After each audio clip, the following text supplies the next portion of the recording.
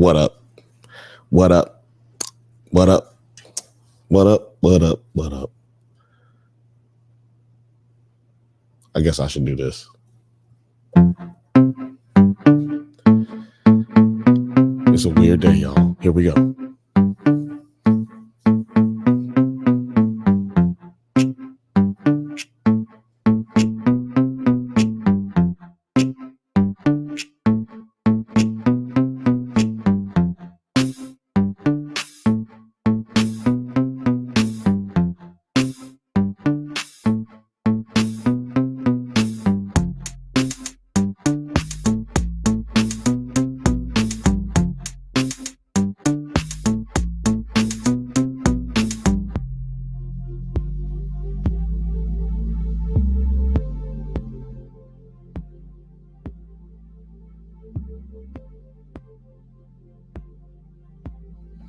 That's right.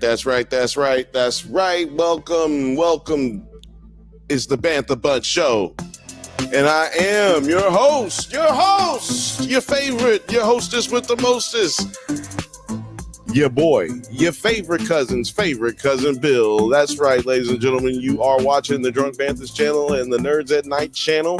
Wherever you are, wherever you at, thank you so much for getting with us. It's another Bantha Bunch Show episode 34. That's right. That applause is not for me. That applause is for you. The applause is for you. You know why? Because you are the reason we're here. You know what I'm talking about? Do you know what I'm talking about? Oh, man. Yeah, it's been another good week. Another good day on this earth. Yeah. What Joe Budden say? I am your highly gracious, highly favored, and highly high host, your brother Bill. How y'all doing out there in the world, man? It's a great day to be alive. I'm so excited because we have been... wait. Before I talk about why I'm so excited, I got to introduce my co-host and my best friend, Penny. Penny P. How you doing, girl? Yeah? You good? That's my girl. Oh, shout out to Penny P. Oh, man. All day. That's my road dog right there. That's my road dog. Yeah. Shout out to the Penny Cam. Oh, man. So how y'all doing out there? Yeah, this is the Bantha Bunch Show again. For y'all who are just joining, everybody popping into the live. We are live on the Drunk Banthas channel. We are live on Nerds at Night, and we are live on Instagram. Oh, I guess not yet. I didn't hit the button on Instagram. Well, now we are live on Instagram. And so, yeah, shout out to everybody watching from all mediums. Today, we're going to be talking about the news in the week. We're going to be talking a little bit about Tyler, the Creator. We're going to talk a little bit about some other nerd news, and we're going to talk a little bit about the DNC. You know what I'm talking about, baby? I don't know why this thumbnail popped up. That's what we need right there. You know what I'm talking about? Let's get it going. Let's get the show started. Yeah. I've been watching the DNC.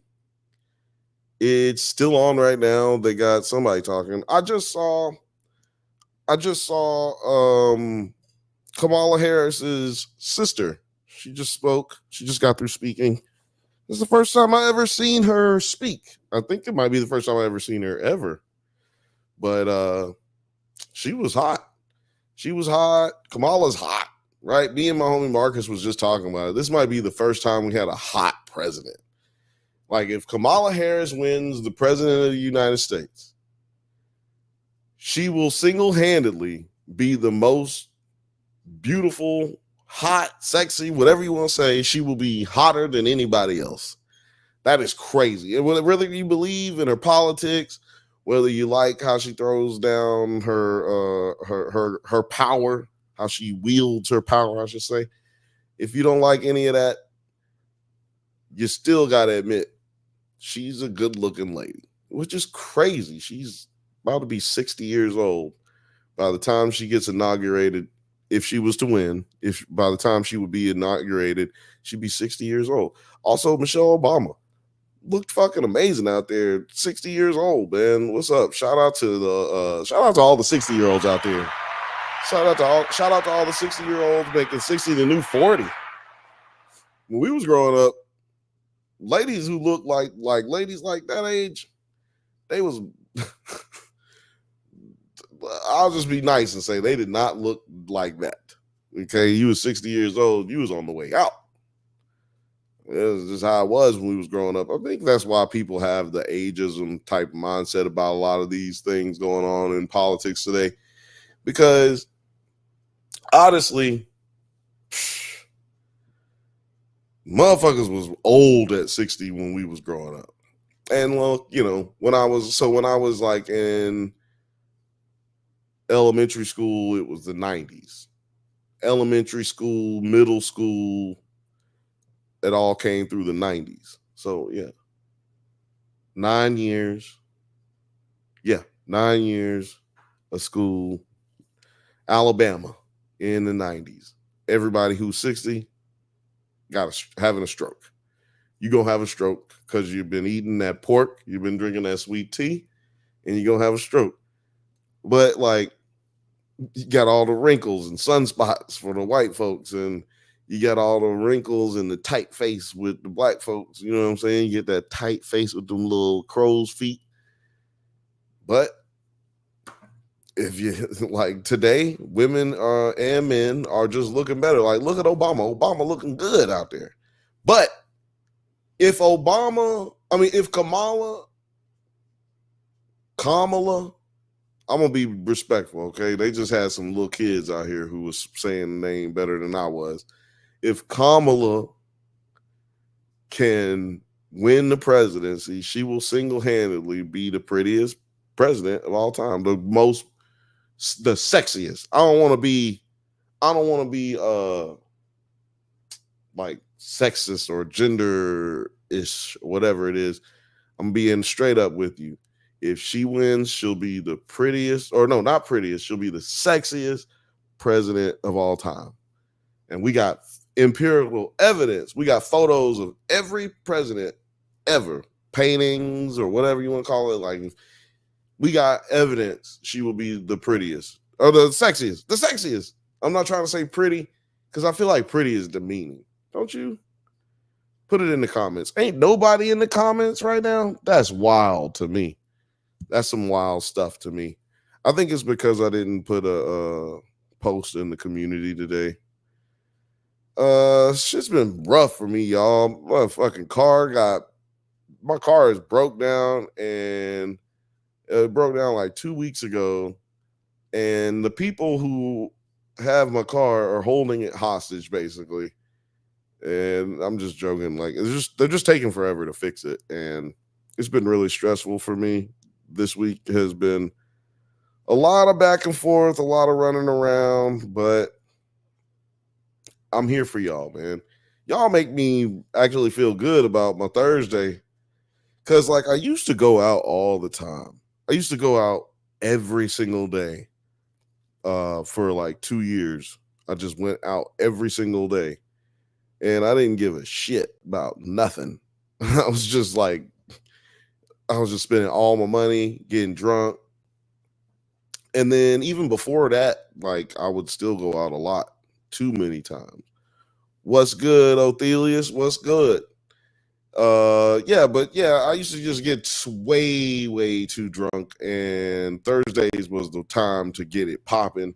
And I just want to say that y'all helping me stay chill. Like, of course, I drink on the show, but I don't drink as much as I usually do. Y'all know that. Y'all see the evidence. But I don't be going out and drinking. And if any of y'all know that lifestyle, you know what I mean, it's pretty rough, especially if you live a life where you have a real job and or any job, and then you going out and partying all night and all day. It can get it's dangerous. It's dangerous. So y'all are really like helping me for real. Y'all helping me save my life, basically. You never know. Y'all might have kept me from doing something real dumb in the last what's this? 34 weeks.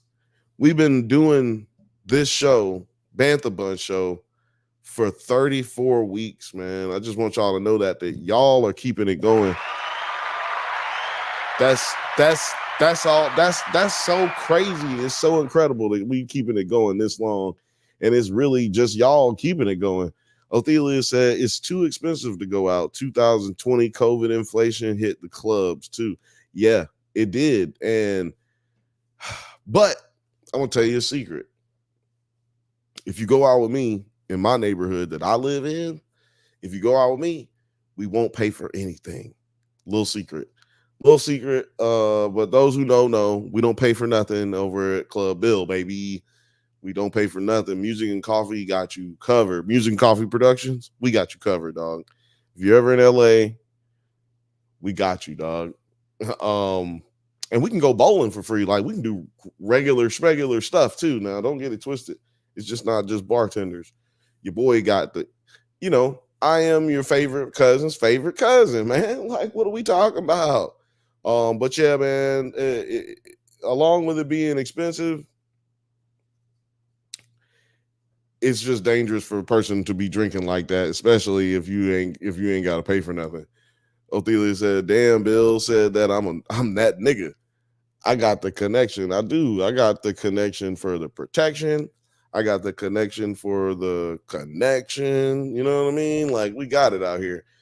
Oh shit! So Kamala just jumped on the stage. Should I pull it up? I don't know if I should pull it up, but I did want to pull up this interview. So the Drunk Banthas channel, we did a interview with Brett Chan. Brett Chan is the Emmy nominated stunt coordinator for the show Warrior. He sorry, I'm doing logistics here. Yeah, he was awesome enough to do a show with us.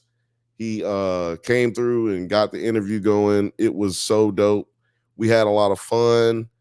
I do want to just like something we don't do on this channel. I want to play a little bit of the interview for you guys so that you can so that you can get a vibe for what the deal was. Shout out to Fifth Bantha.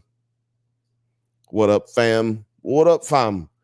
And shout out to Lil Frothy. Can we start calling her Harris? Can we start calling her Harris? Harris just don't got that ring to it. You know what I mean? Like, we didn't call Obama Barack because it just don't rock like that. But we call him Obama. We call Bill Clinton Bill. You know what I'm saying? So I think it just depends on how it flows. You know what I'm saying? But yeah, what up, Lil Frothy? How's it going? Thelia said, might as well. She about to win. Hey, call her whatever you want to call her. Shit, that's right. She about to win, so fuck it. But yeah, I just want to play a little bit of the Brett Chan interview. Not gonna play too much of it, but if you guys are interested in checking that out, it's up right now. But yeah, I'm gonna just play this right now. Someone who's not an asshole. Like we mentioned earlier, we spoke to Jenny about the show a little while back. You guys get a chance to chop it up? Like you guys become close on set? Because she seems like a great person to have on set. Jenny's definitely an asshole. Can't have her around. Jenny, I met her in season 1 of Warrior, and I helped her get this position they were going to do as Lai, because we're looking for. And there's no Asian girls in South Africa. Stunt girls. There's none. Jenny's closest to it, but she is such a ray of sunshine. She walks in anywhere, and she's emanating positivity. You just want to be around her. Yeah, you know. And she's sexy as hell. I mean, how could you not? Like, look at her. She's super talented. She joined Hits International about 5 years later after meeting her because she had some growing to do, but she did it. And she was my double on Wednesday for she doubled Jenna Ortega for me. So she was great. She is fantastic, and she's like one of my wife's best friends now. Nice. Oh, cool. But Jenny and I, we always keep in touch all the time. We talk all the time. But I didn't know she was doing this interview, so I was just happened to be scrolling online one time and I saw this interview, guys, and then lo and behold, like a week later, you messaged to me, and I was like, "Whoa, what's going on?" Yeah, it was pretty funny. But if you meet any of the other guys on hits, or any of the guys in hits, or that were on Warrior, let's say the same thing.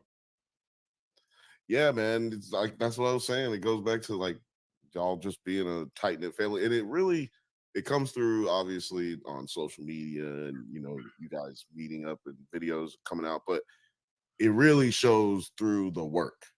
I think like that's one of the main reasons this show does well, because the ups and downs that this show has had, going from network to network to network, hiatus after hiatus.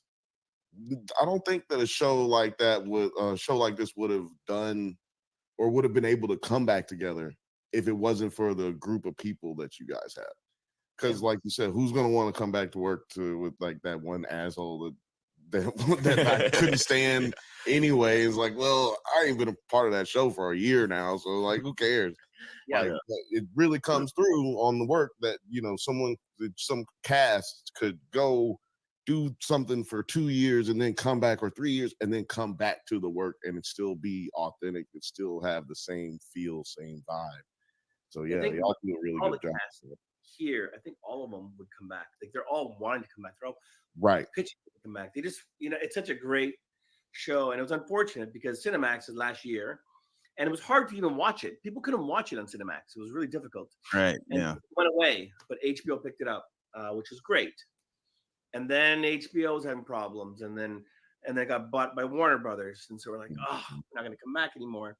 But even then, that took like another, how long to bring back, and then Discovery bought Warner Brothers. So like, crap. And so no, we're okay. Well, it's lit for the last season, but after Discovery picked it up, it says, well, Discovery, Max at this point had canceled, I don't know, like 100 plus shows. Yeah.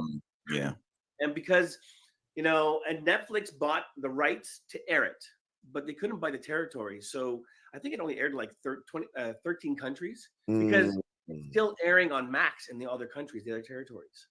Oh, I didn't know. Oh, that's not confusing at all. No. However, even though it was only like 13 or 15 countries or whatever was on Netflix, it was still top 10 on Netflix for 2 months. Right. That's amazing. Top 10. But I guess what they're looking. Yeah, but I just wanted to, so that is a bit of the show. I mean, the interview that we did, it was a lot of fun. Like I said, this was Brett Chan, man, dude was a hell of a lot of fun. Othelia said, I'm finna check out Warrior. Everybody says it's dope. HBO still pissed me off for canceling Southside and rap shit. You know what? I didn't see rap shit, but Southside, it was like stupid funny. But I will say that it was like, I didn't like love it, but it was good enough to stay on television. Like, it's plenty of worse shows that are on TV that they keep for some reason, but that show didn't get to keep going for some reason. So I will agree with you on that. And for those who don't know, sometimes you will hear the mute button come on, because like it'll sound like I ducked out. That's because I have to burp. And I'm not rude like your other podcasters who swallow and goddamn burp and eat fucking chips and shit while they're podding. That's ridiculous though. But yeah, go check out our buddy right here, Brett Chan, man. Brett Chan. I can't remember his Instagram because it's funky, but just type in Brett Chan. And literally way bigger deal than we thought when we reached out to interview him. You know what I'm saying? 3-time Emmy nominee, nominated once for Warrior season 1, nominated for season 1 of Wednesday, and now nominated for season 3 of Warrior. So it really is crazy to see. Now, Othelia said, yo, you watched that chimp show Jeff was talking about? Yes, I did. And actually, Morgan was the one who told me about it first. Fifth Bantha was the one who told me about it first. And I was like, yo, I had forgot about it. He told me about it. I forgot about it. I had some issues with my HBO account, not payment issues for y'all nosy niggas out there, but it was issues that, like, I don't know. You know, they trying to cut down on who can sign in to what, man, all over the country. Like, what if I'm not where I want to be at? Like, what if I'm not where y'all want me to be at? You know? I don't know. It's annoying. But that sheet, I'm going to talk about that a little later because that is crazy. But what I want to talk about is what I kind of started out talking about, but there was literally one person online, and I don't think anybody was actually even paying attention. Kamala Harris is fine. Yes, she is fine. Othelius earlier, he said, damn, she fine as hell, respectfully. I was saying that earlier. Like, if Kamala Harris wins, Frothy, I need you to listen. Fifth Bantha, I need you to listen. If Kamala Harris wins, she will be the sexiest president of all time. Now, that's not just because she's a woman, because some people would say that Obama was sexy when he got elected. Some people would say that Bill Clinton was sexy when he got elected. You know what I mean? I think,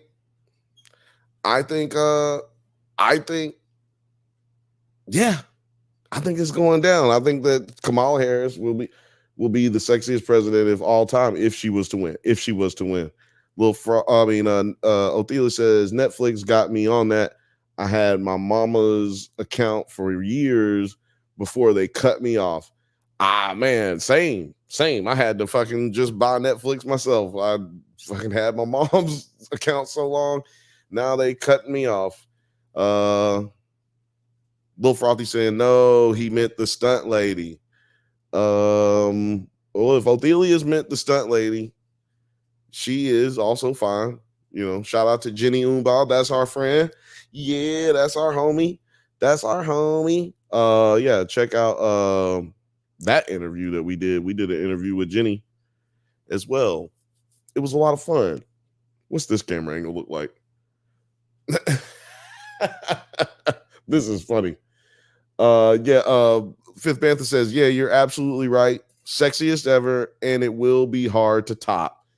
Now, yeah, for real, Lil Frothy, I wasn't asking about that. Answer my question. Is Kamala Harris, will she be the sexiest president of all time if she was to win? I'm really interested in what she's talking about right now. If anybody's watching, just let me know. If you're watching both, I guess. I hope you're not watching both, because that would be confusing. And then that means you're not watching us right now. Are you? Let me get out of this camera angle. I don't like that shit. Matter of fact, we going back to it. Actually, yeah, we staying right here for a minute. I'm trying to pull up my show notes. Y'all know a brother got the show notes. Whoa. Okay. So yeah, while I'm looking this up, don't forget to make sure you subscribe, that you like on the Drunk Banthas channel and the Nerds at Night channel. Every fucking Monday we go live. Every Monday. It's the Bantha Bunch show on Thursdays, but on Mondays it's the Drunk Banthas podcast. We go live every Monday at 8 p.m. Pacific time. So please do mess with us over there. Check that out, because like I said earlier at the beginning of this, man, without y'all, we can't do none of this stuff. Let me get to this.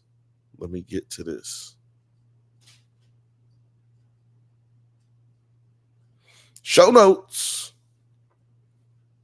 Now, I don't know if y'all seen this. I think I might need to pull up some of these videos for this.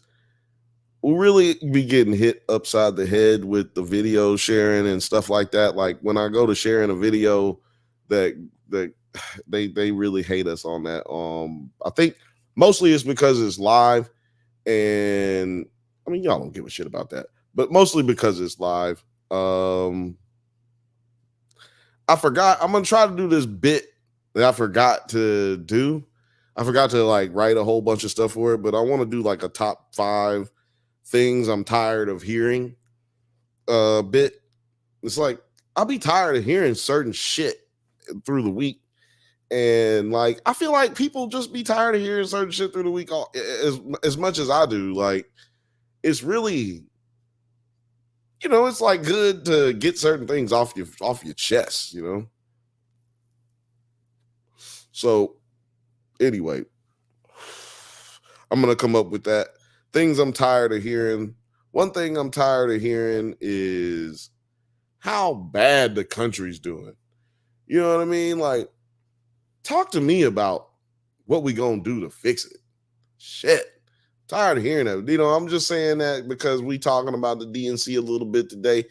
But let's be a little bit more positive about where we going and less negative about where we at. Because we already know what the deal is about where we at. What we gonna do to get up out of here? What we gonna do to get to where we at ain't where we at. And where we at is where we've been. Like, because where we at is where we were 3 years ago, really, two and a half, 3 years ago. We was in the same position where we fucking in trouble, where we struggle. You know what I mean? Ain't nobody got no solutions. Just like Dylan said. What up, Dylan? Dylan said solutions, not problems. I mean, come on, let's work together on some of this. Let's see here. Trying to see. Lil Frothy is avoiding my question. She said, cops are always unsexy. Just avoiding my question. Just avoiding my question. Thelia said, I did mean the stunt actress, but Kamala too. She fine, but still a genocidal, still a genocide supporter. The military industrial complex marches on. What I'll say about that is, we'll see. We'll see. Because there's evidence to say that she's a genocide supporter, but there's also evidence to say that she actually doesn't support that shit. She just has to go about what Biden's been doing, because she didn't meet up with Benjamin Netanyahu. She didn't go sit through his bullshit testimony and bullshit that he said towards Congress when he spoke to Congress. She didn't attend that, and she actually attended a meeting with the people, the Jews who want ceasefire or whatever, the group. I can't remember the name of the group. But like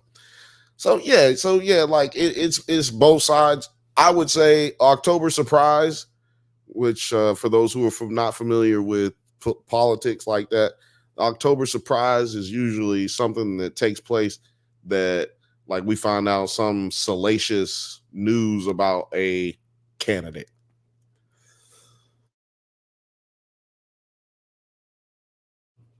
Now, there's plenty of examples. One of my favorite examples is not favorite because I like it, favorite because it's just like savage. It's just one of them savage moves. Favorite example, Tennessee congressman or guy running for congressman, Robert Ford Jr., if I'm not mistaken.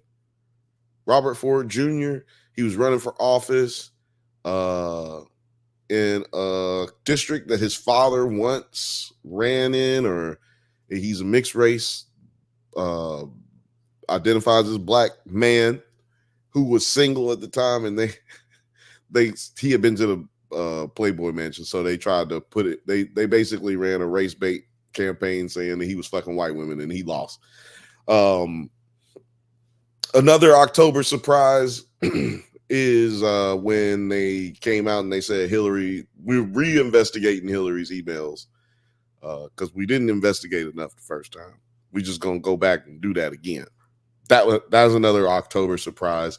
Another October surprise is when Donald Trump, he was like, I will grab a girl by the pussy. You just grab him by the pussy. I don't remember what he said exactly. Y'all know what I'm talking about. He said he was grabbing him by the pussy. So hold on. I think this October surprise, maybe this year's October surprise or this election year's October surprise may be a ceasefire, which, I mean, this is why I'm not getting too hyped. Like, I understand everybody getting hype about the genocide. Like, I am very much so on the side of stop the genocide of Palestinians. But, like, what I would say when people talk to me about that, what I like to say is, welcome to the party. Like, I've been saying this shit for the past 15 years. Like, they've been, like, ever since I've been aware of what the actual situation is there, I've been against it. And so, yeah, like I was saying, like, yeah, welcome to the party as far as that shit goes. But Othelius was saying that Trump done way worse. And that's what I was getting to. He said that before I mentioned the grabbing the pussy and all that stuff. But the October surprise type stuff is what's coming up. You know, that's just going to be happening. And the reason that the Republicans are mad right now is because they don't have anything that they can really stick to Kamala right now. Like, sorry, I'm halfway watching the speech, but I can't hear it. So I'm just literally just watching her facial expressions, and she knows how to talk. You know, being a prosecutor, she knows how to talk. That's a fact. Othelia said, I feel like that's wishful thinking, but I guess we'll see. Hey, look, I don't know. I don't know. I just am predicting. I will say, so far I've been right. I said when the day that Biden dropped out, I said that the country was going to rally behind Kamala in a way that y'all have never seen before. I said that. And I didn't mean like haven't seen before in all of politics. I mean, like, you've never seen them behind her in the way that they were going to be. And a lot of people didn't believe me because really she's not been a popular politician throughout her career, outside of, being a senator here in California. I mean, even then she really wasn't popular because she's the police. But I mean, everybody got to have some job. Like, somebody had to have some job somewhere. I understand what y'all are saying about the record that she had, but also,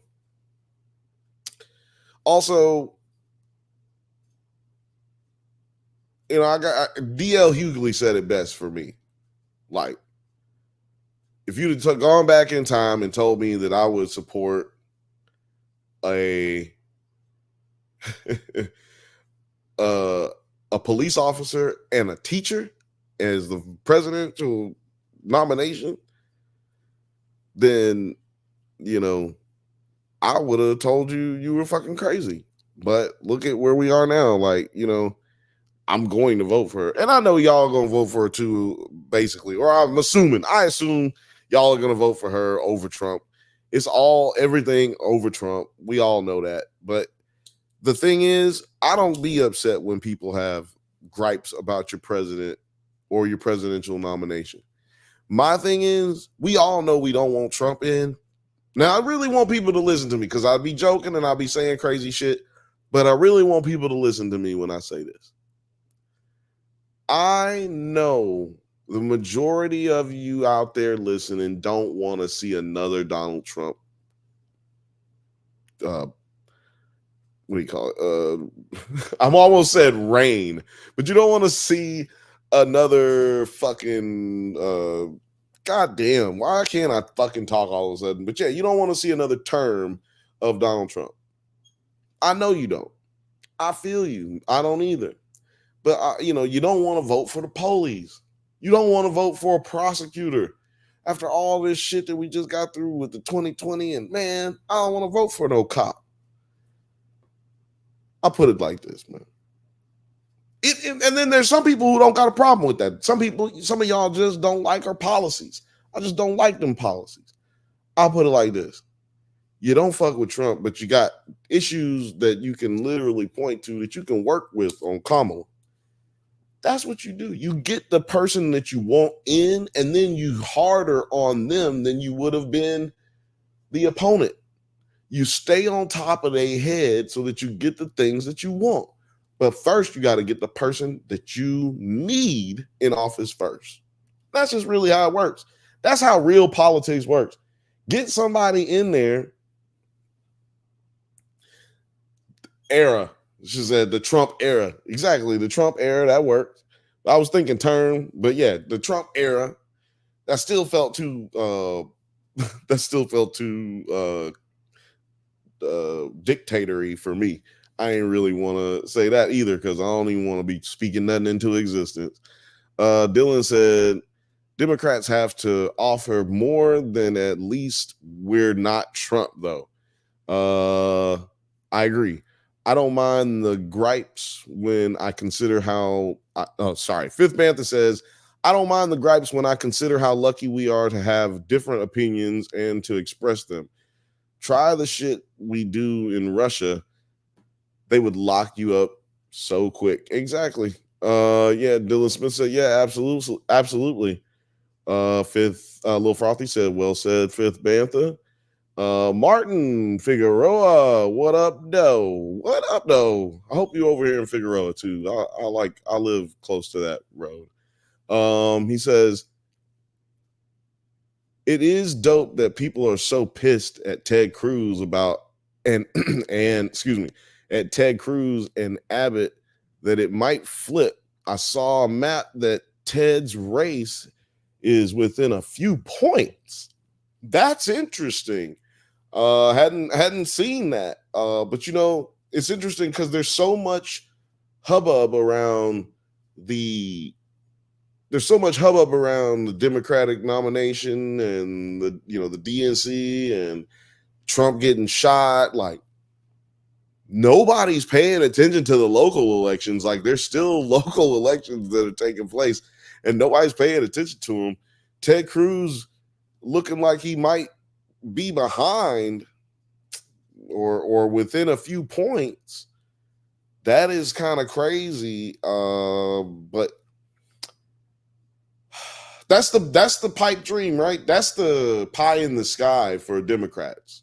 This right here, being able to flip Texas. That is, oh my God, that is the thing that they've been wanting to do for the last 20 years.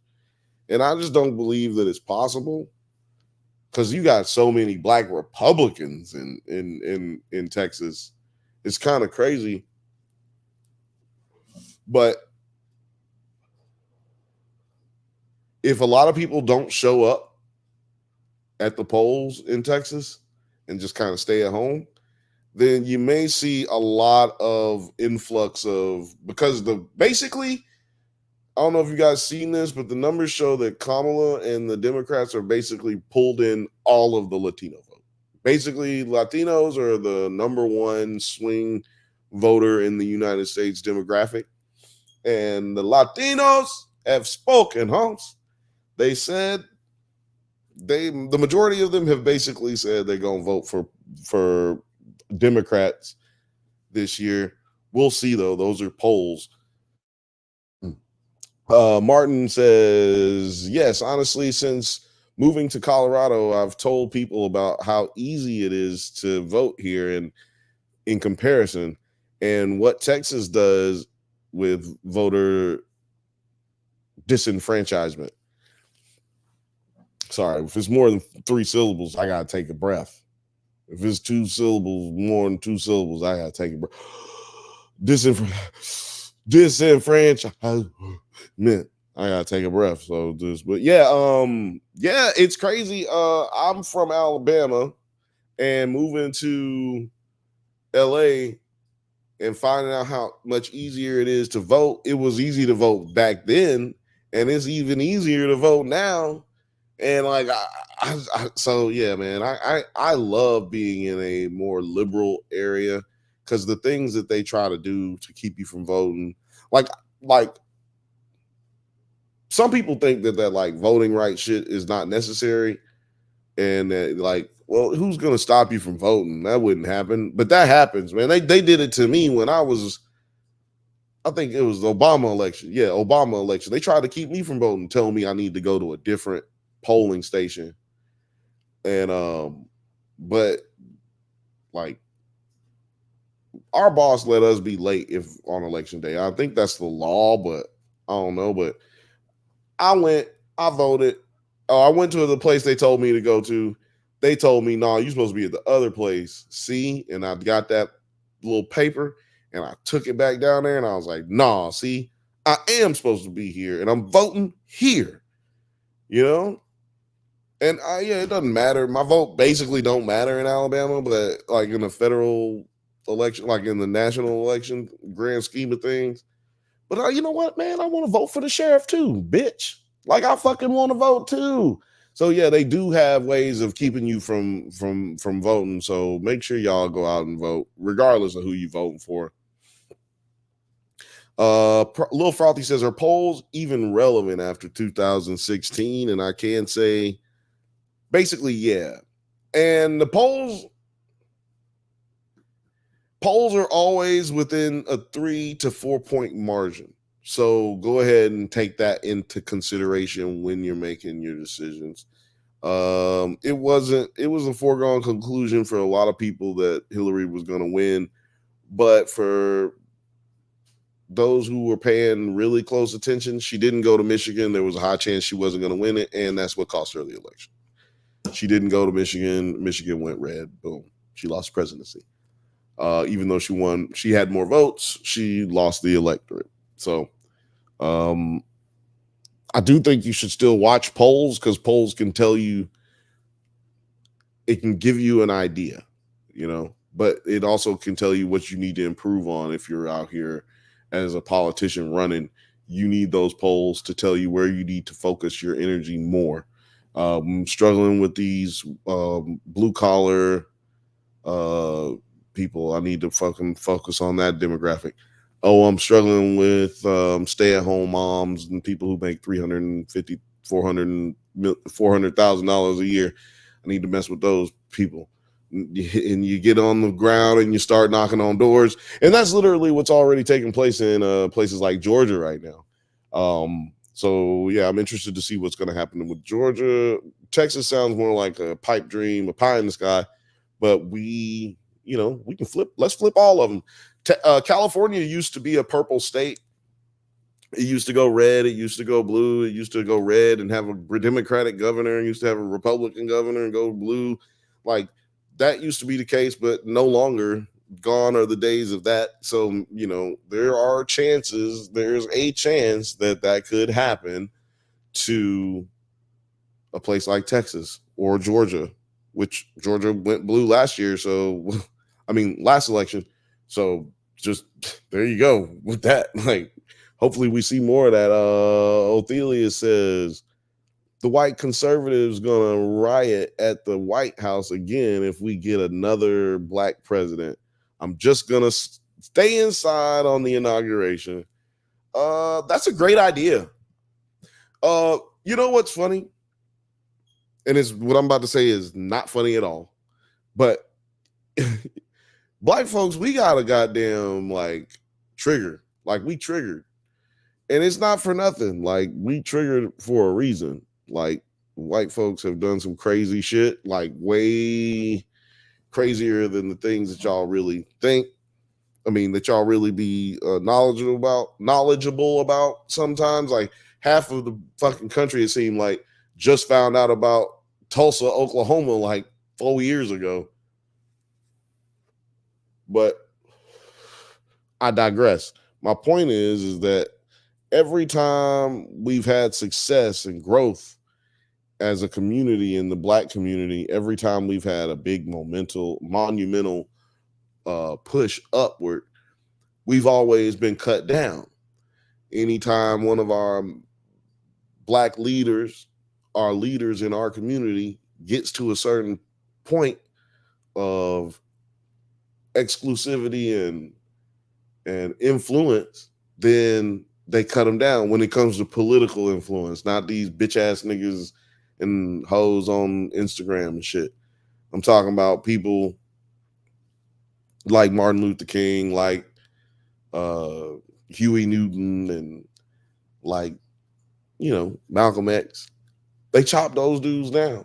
And then when we get people who, actually create their own neighborhoods, like I said, Tulsa, Rosewood, in Florida, there's another place in Mississippi, South Carolina, Tennessee, all these places, man, they burn down all of the shit that we get. So when something good happens, when Black people do something good in the community back in the day, like let's just say a Black boxer won against a white boxer before the days of television, they would go and they would riot through Black neighborhoods and beat people up and fucking kill niggas and hang niggas just because somebody else got beat. These are the type of things that we deal with as Black people, man. And I understand the fear, because normally I say, Othelius, don't worry about that, man. Don't worry about that, man. You ain't got nothing to worry about. We gonna be out here. The way shit has been going recently, I would say, if you're gonna go out, be careful, man. You know what I mean? Be careful, dog. Like, if you're gonna be anywhere, be careful. You dig? If you're gonna be anywhere, be careful. Let's see here. Martin says, I also want very much to have a national voter holiday. I agree. Voting day should be a holiday. We should all be able to go vote and then go to the bar and watch it. Like, we should all be able to go vote, fucking meet up all together. Like, hey, let's meet up. Where you going? I'm going to vote. Hey, man, hold up. Wait for me. I'm going to go with you. Yeah, okay, come on, man. Because, I'm finna go watch the results at the bar real quick. What bar I'm going to go? I'm going to go watch the results at Greyhound real quick. Let's go. Man, I'm down for that. Voter holiday. Let's do it. Martin says, yeah, I remember being run around too with voting in Texas. Also, if they do it again, ask for a provisional ballot. Okay, that's what you do if you're in Alabama, y'all. Or if you're in a place that tries to keep you from voting. I'm in California now, so luckily that kind of shit don't happen to me. Fifth Bantha says, we usually don't do the political stuff, folks, but there are exemptions. I mean, we usually don't do the political stuff, but I mean, it's got to where we do Black stuff, okay? I'm just telling you right now. The Bantha Bunch, we do Black stuff. We cover entertainment news. We cover politics. We cover, movies. And we cover documentaries here at the Bantha Bunch show. You know what? We can keep going all day about politics. I'm going to get to some other stuff real quick, but I just want to, as far as just a couple of more things. JFK is not the sexiest president. Let's just get that out of here. His teeth was weird. Let's just stop. Let's just stop all the cap. And also, it's parenthetical evidence is a fact. Women vote against women more than they vote against men. If you put a woman against a man, historically, more women have voted for the man than voted for the woman. Keep that in mind when we have these votes. I'm just saying, Lil Frothy won't even say that she's sexy. So therefore, I think that is how it's gonna work, man. Let's see here. Lil Frothy says, "You know what? I take it back. The cops that fought off the insurgents on January 6th for hours are sexy." So yeah, cops can be sexy too. Fifth Panther says, "You're right, Bill. Whites had the privilege and opportunity to pay attention. I believe it's reprehensible as an American, but if they find out this week, then it's gonna be a little bit better. I think it can always be better. Everything can always be better." Fifth Panther says, "Frothy, I'll even agree with that." Dylan said, sexiest president was obviously Taft. Chester A. Arthur. William Taft. Oh man. So I'm trying to look up this interview that was recently done. It was your boy Tyler the Creator. He just did an interview with Maverick Carter. Maverick Carter is I don't know. Y'all don't know who Mav Carter is? He's a friend of LeBron James. He did an interview. I don't know. He's doing a new interview show where I don't even know what.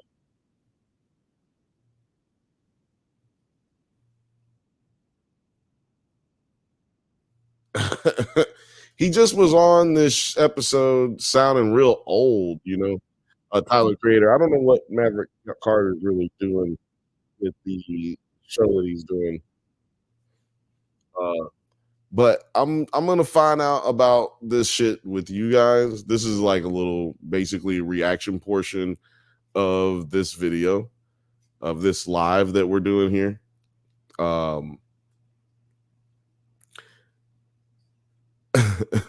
So, oh, Penny, you're out of place. Yeah, well, whatever. So I want to play a little bit of this just really quickly.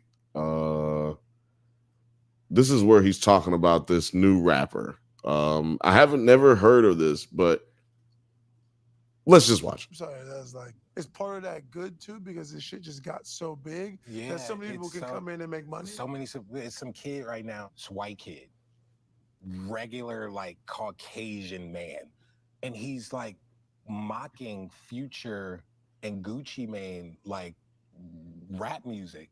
And like people are like, this shit hard. It's not even like satire. It's like, I'm just joking. I'm just mocking it. But I'm like, no, you can't. And I hold rap music so close to my heart because this shit changed my life and everyone's life around me. And I'm a nerd about this shit. This is like weird. And I'm looking at it and something about it like don't even sit well with me in comparison to someone like a Mac Miller or Eminem, who it didn't seem like they was mocking it. They had a genuine love for it and they were still. So he's talking about this dude named Ian. So there's this rapper, his name's Ian, and he's like a white dude who they say he sounds like Future. Man, let me pull up this kid because I really haven't even bothered to listen to it. But now that I just heard him say it like that, I'm like, come on, bro. We gotta listen to this kid. I've been avoiding it, but this shit done got too real. Let's see if I can find this kid. Ian the rapper. I'm not gonna play it on the screen because if I play it on here, it's gonna get flagged for sure. So let's just see what this kid sounds like. We got a commercial here. So yeah, Kamala just finished her her speech. That was a long ass speech. Let's see here. Is this coming on? Oh. Okay, y'all. I'm looking at this video and this shit sounds bad. I mean, looks bad. Y'all trying to hit this.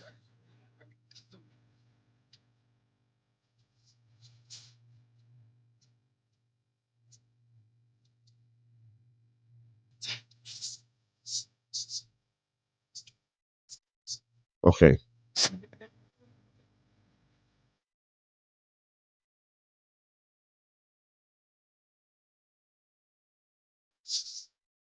Okay. Well, that was enough for me. I don't even. I got to make sure I thumbs down that so that it doesn't play again on my fucking phone. That is terrible. So, Othelia said he sounded like a knockoff unseasoned Gucci. He does. He sounds like an unseasoned Gucci Mane. Like, what? Why are we doing this? But that wasn't my point. My point behind that was it was cool to see this nigga really standing up for hip hop, man. Like, Tyler is kind of a troll most of his career. And the fact that he's decided he's just gonna like he's going to hold it down for hip hop, like that's amazing to me. Because the other day I was watching. No, we talked about it here. When we were watching the Juneteenth Amazon performance of Kendrick. Kendrick and Friends was kind of whack at the very beginning. Like the Kendrick show was kind of whack at the beginning. I talked about that. There was rappers who couldn't rap. There was niggas who wasn't. It was niggas who was rapping over their lyrics. They had the lyrics playing in the song, and niggas who was just standing there, just like this, just not really even giving any effort. And it's like, yo, you get an opportunity of a lifetime. People all over the world are watching you right now, and you're not giving any energy. And he kind of talked about that a little bit, where I'm trying to find it really. But anyway, he in that interview, he was just actually not in the interview, in the performance, excuse me, in that performance, he was the best performer before, like anybody before him got killed. And a couple of niggas after him got killed. Because Tyler really did go in there and actually perform. Like Tyler's actually done tours with like Eminem and shit. Like they've gone on tour. He's gone on tour and with vets that really knew how to really bring it. And you see it in like everything, every medium today, like every medium of entertainment. Like these young niggas is really not with the shit, man.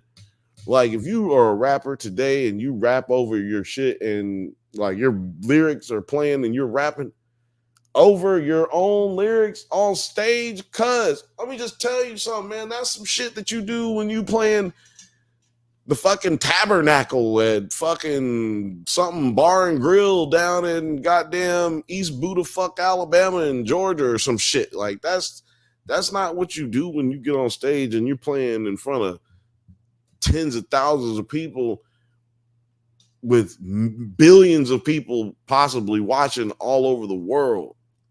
And that's what you do with it. It was kind of disgusting. But yeah, Tyler talked about that in there. You know, he's tired of niggas sounding the same. He's tired of niggas not know how to perform. Niggas don't know how to do live shows. I'm like, that's kind of just like, yeah, Othelia said right here. He go talking about these young niggas. He does. He starts talking like an old nigga, talking about these young rappers. And then I was just like, damn, man, Tyler, Tyler used to be that nigga. He like talked shit about Eminem because he rapped about being off of drugs. Like, he's like, nigga, I need you to get back on the drugs, nigga. I need them fire bars. Where's the bars at?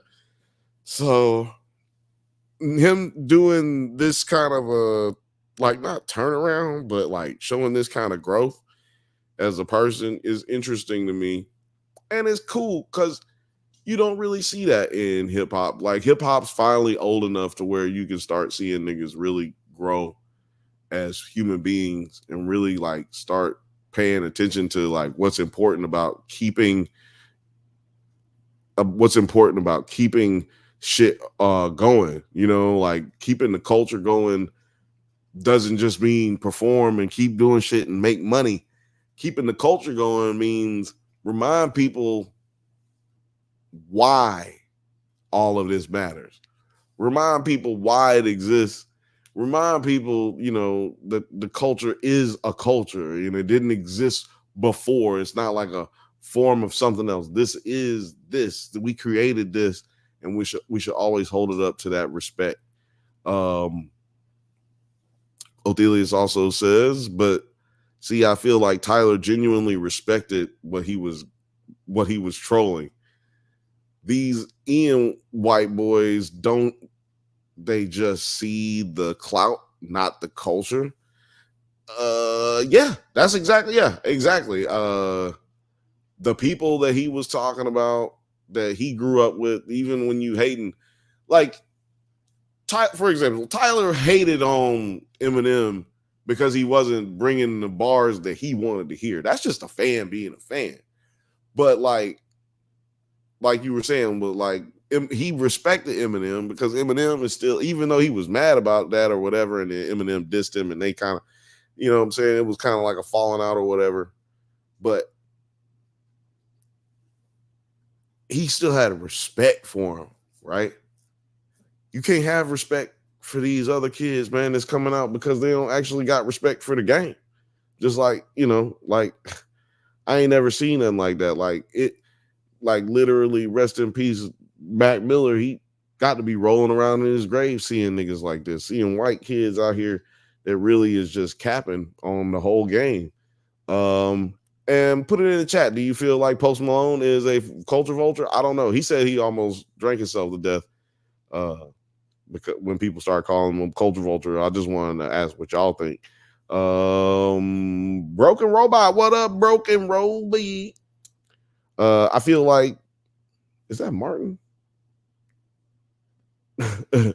Broken Robot says, I feel like that also has to do with the Live Nation and how they take every penny out of the artists from venues, making it to where artists don't cut their teeth and just use TikTok and not much more live and not so much live.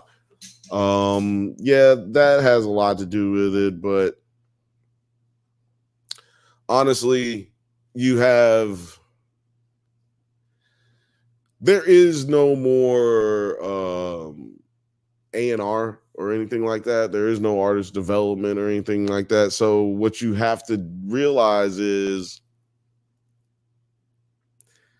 they're taking these artists without any background. These kids ain't never did nothing. So like you said, they're leaning on the TikTok, but it's really more so that the record label is leaning on TikTok to find the talent. They're leaning on Instagram to find the talent.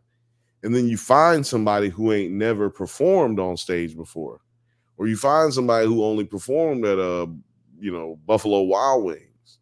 You know what I mean? Like, and I'm being dead ass serious about that. And then what happens is now we just got to put you on stage. Then you suck on stage. Well, no longer we don't want to get you on stage no more because you're not ready. You're not good. And then nobody goes on tour really anymore because niggas don't put out albums really anymore. So therefore you ain't got no product to use on stage. You ain't got no reason for 20,000 people to come see you. And also that these numbers that are Spotify numbers and these streaming numbers and all that shit's fake. Those are bots. You can literally buy 200. Look, you give me $350,000 right now. You have the number one record in the world. You give me $350,000 right now. I can give you the number one record in the world. And not because of something that I'm going to do. I'm going to just take you to the people who you need to be taken to. We're going to take a hot record up there, and $350,000, we can pay off all the people that you need to be paid off, which is what people do. You know what I mean? Which is what people do. Shout out to Fifth Bantha dropping $5 in here. You know what I'm talking about? Super chat. Support your local Banthas. You know what I'm saying? Best way to give is give up. Best way to help us out, support the channel, is to give us some money.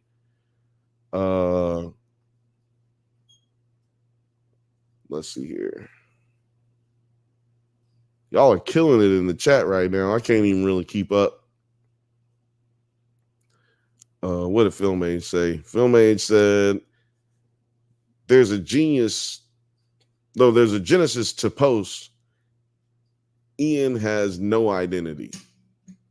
There's a genesis to post. So like Post Malone, he started out like doing all kinds of music. Like I ain't gonna say he started out doing all kinds of music, but he did all kinds of music, and one thing popped, and that's what he went with. Do you think that Post Malone is like this hype into hip hop if he became a rock musician? Do you think he would still have hip hop sounds or hip hop influences? Let me know in the chat. DM me. Somebody hit me up. Let me know. Lil Frothy says, same thing happens with comedians. They get super famous on Instagram and TikTok without spending time grinding in the bars and comedy clubs. Yes, unfortunately, that has happened to a lot of comedians these days. Well, new comedians these days. Broken Robot says they do that with book sales for best book. Yeah, they bot. These are bots buying these books. These are bots buying these streams, man. This is really crazy. There's nothing real about most of this entertainment stuff these days. As far as like the only thing you can really trust as far as numbers go these days is the movie numbers. Like you go to the movies, you know how many people paid to see that movie. Like there ain't no question about it. We know how much money was made seeing this movie. That's the only thing you can't make no bots for. Okay. So yeah. So go see a movie, man. Fifth Bantha says, yeah, Frothy, you can always tell when the comedians didn't shop out their act first and learn what doesn't work anymore. You can always tell. And Ophelia says, I don't really fuck with Post either, to be honest. I mean, TBH, you know, I myself, I've liked one song that he did, and I can't tell you the name of it. I can't even tell you how it goes. It'd have to come on for me to really remember what it is. Let me just read this one. Filmate says, no, Post is more genuine. I just added S's because Google didn't correct me. I guess it's real world. It's a real word. Laugh out loud. And probably Post seems to have the knowledge of music to use from everything. Yeah, no, I don't doubt that he's a good musician. He's a good songwriter. I wouldn't take nothing away from him. I'm just saying, would he have been into hip hop as high as he is if he, didn't pop with hip hop? Maybe one of them country songs came out. Will we even know who he is? Would he have any black friends other than Lionel Richie? I don't know. Dylan says Post feels sad to be sad most times. That is a fucking prophetic. That's like not prophetic. What do you call it? That is just an amazing fucking statement. I just want to. Where's the?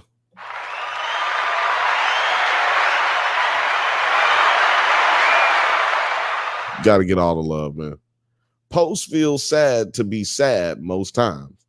That is amazing. Little frothy guy. She said, "Hi, Dylan." Laugh out loud. All the emojis. You got to be crying. You got to be killing me right now. Othelia says, "Rockstar, the only one I liked. Everything else was whack." I can't even think of what Rockstar sounds like. So that just tells you, not that like I said, I'm not hating. Post, if you want to come on the show, you're more than welcome. But like, realize if you come on the show, I don't know none of your songs. I mean, like, I'm saucy. I know that. I know that one. I know that. White Iverson. See, that pissed me off right there.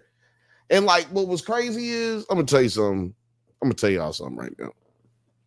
And Othelia, let me know if you felt the same way. First time I heard White Iverson, I thought I was kind of fucking with it. I was kind of fucking with it. Then I found out that the nigga was white.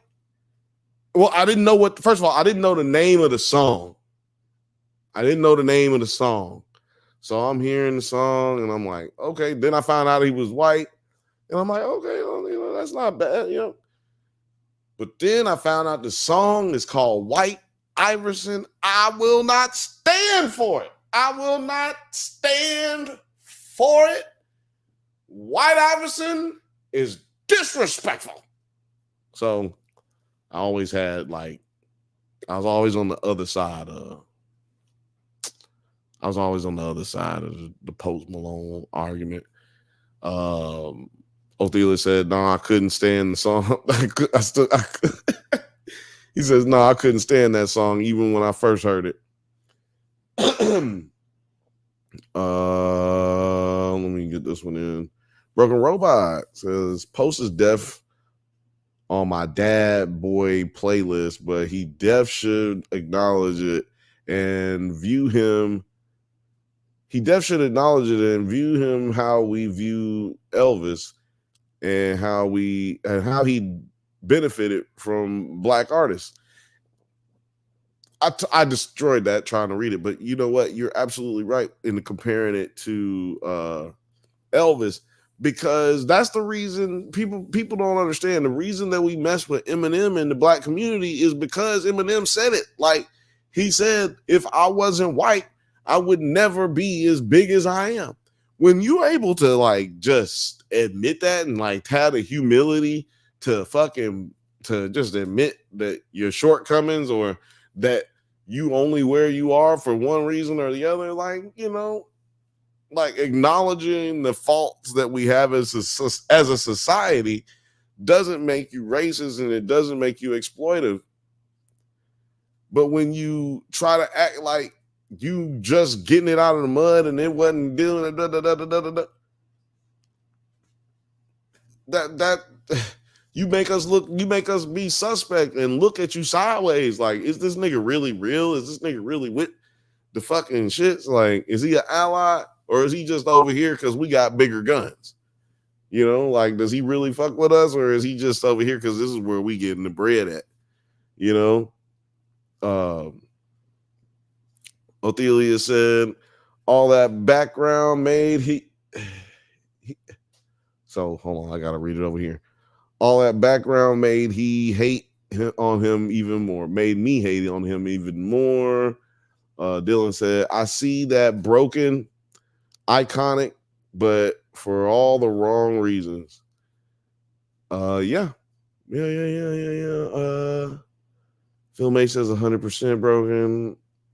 Robot. And Othelia says, Post just said that dumb shit that rap is no one. Oh yeah. So he said that Post just said that dumb shit that rap is no one can talk about they real feelings in rap. Meanwhile, Kendrick Lamar, Isaiah Rashad, Kid Cudi, JID,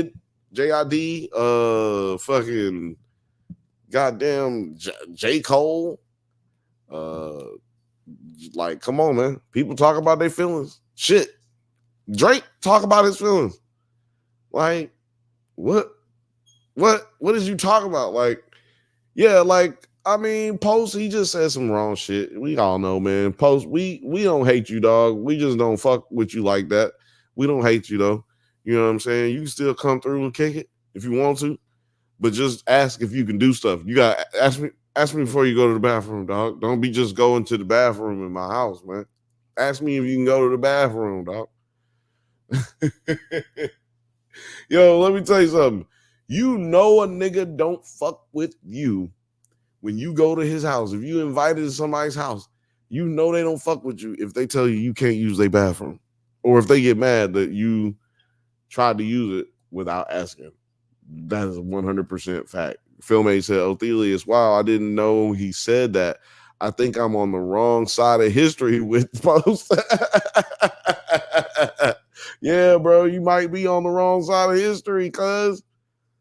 You might be on the wrong side of history. Othelius said people who use rap culture as a phase feel real comfortable to disrespect when they get famous. Kid Rock is a great example of that. Fucking amazing example of that for sure. Broken Robot says, for sure, Othelius, I have like 2 songs from Post and have Lupe, Atmosphere, ASAP Rock for the good lyrics. There you go. Like, it's all kind of good shit out there. Like, please go listen to some good shit. Like, I know that there's a lot of bad stuff. Like Tyler was saying, man, there's a lot of niggas who just sound the same. Like, it's crazy. Don't listen to them. Go listen to Big Crit. Go listen to goddamn shit. Even Wiz Khalifa to me is like still somebody you would go listen to if you just want something different. If you don't want to hear somebody that sounds the exact same. Like, Killer Mike. Go listen to Killer Mike. Killer Mike. Shout out to Killer Mike. He just put out an album not too long ago. Like a few weeks ago, I think. So yeah, check out Killer Mike, man. Let's do a drink. Not a shot, a drink. Because I don't have a shot glass. I left it over there. So we're gonna take a drink for Killer Mike. Because he just had a man, that's one thing I wanted to talk about today. Ain't nobody here to help me produce, though, y'all. So I don't know if I'm going to get to it. But yeah, shout out to Killer Mike. He had an album come out. And he was listed recently like number 13. So they did the top rappers from Atlanta of all time. And I'm about to look it up right now.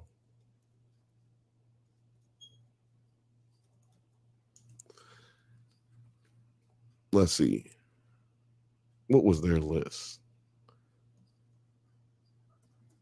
Because the list was kind of whack. Not only was it whack, it was, I ain't gonna lie, I'm gonna just say it was wrong.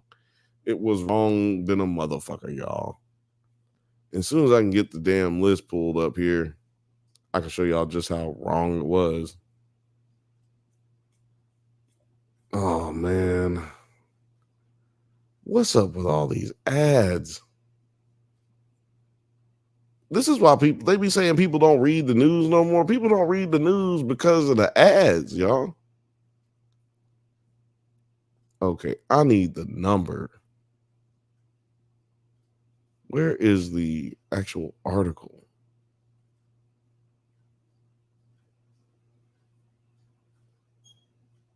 Oh well. They had Killer Mike listed as here we go. Killer Mike was listed at number 16 though, y'all. I was tripping. Here we go. I found it.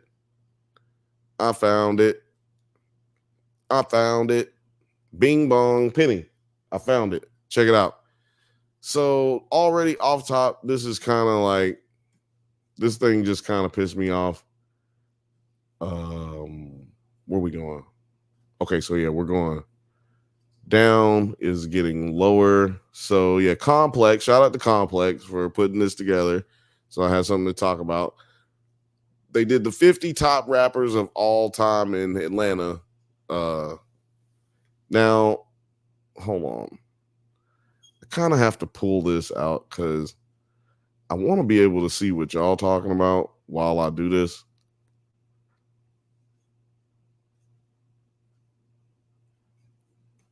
Yeah, okay. Now, there we go. Where's Outkast? That's all I'm worried about, said Othelius. Well, you're gonna be mad probably. If I'm not mistaken, well, let me just start out with this. Lil Nas X listed at number 5. I don't consider him to be a rapper, but we'll just leave that alone. We got Pee Wee Longway. I don't know if y'all really know who Pee Wee Longway is, but he's pretty. I mean, if you're into that, he's pretty dope. This is one of my biggest issues is Saha the Prince listed at number 48. That is absolutely ridiculous. It's disrespectful. And yeah, I don't know. I just can't understand. Now, I'm going to keep skipping by these people here because I don't know these motherfuckers, right? Little Scrappy, number 44. So yeah, basically I'm only going to say something when I get the one that I know who it was. Oh, 43, Bob. Bob got 43. Come on, I think that Bob belongs somewhere in the top 20 at least. Y'all let me know if you remember. Y'all remember B.O.B.? Bob? He did that one with Haley Jackson. What was her name? What was it? Oh, Wish Right Now. I could really use a wish right now. Wish right now. Wish right now. Yeah, that was, man, what? Pull out this goddamn album. I'm gonna start listening to this shit. Come on, 9, pop on right now. Goof, come on, man. Come on. We talking hip hop. We talking hip hop. Get your ass on here.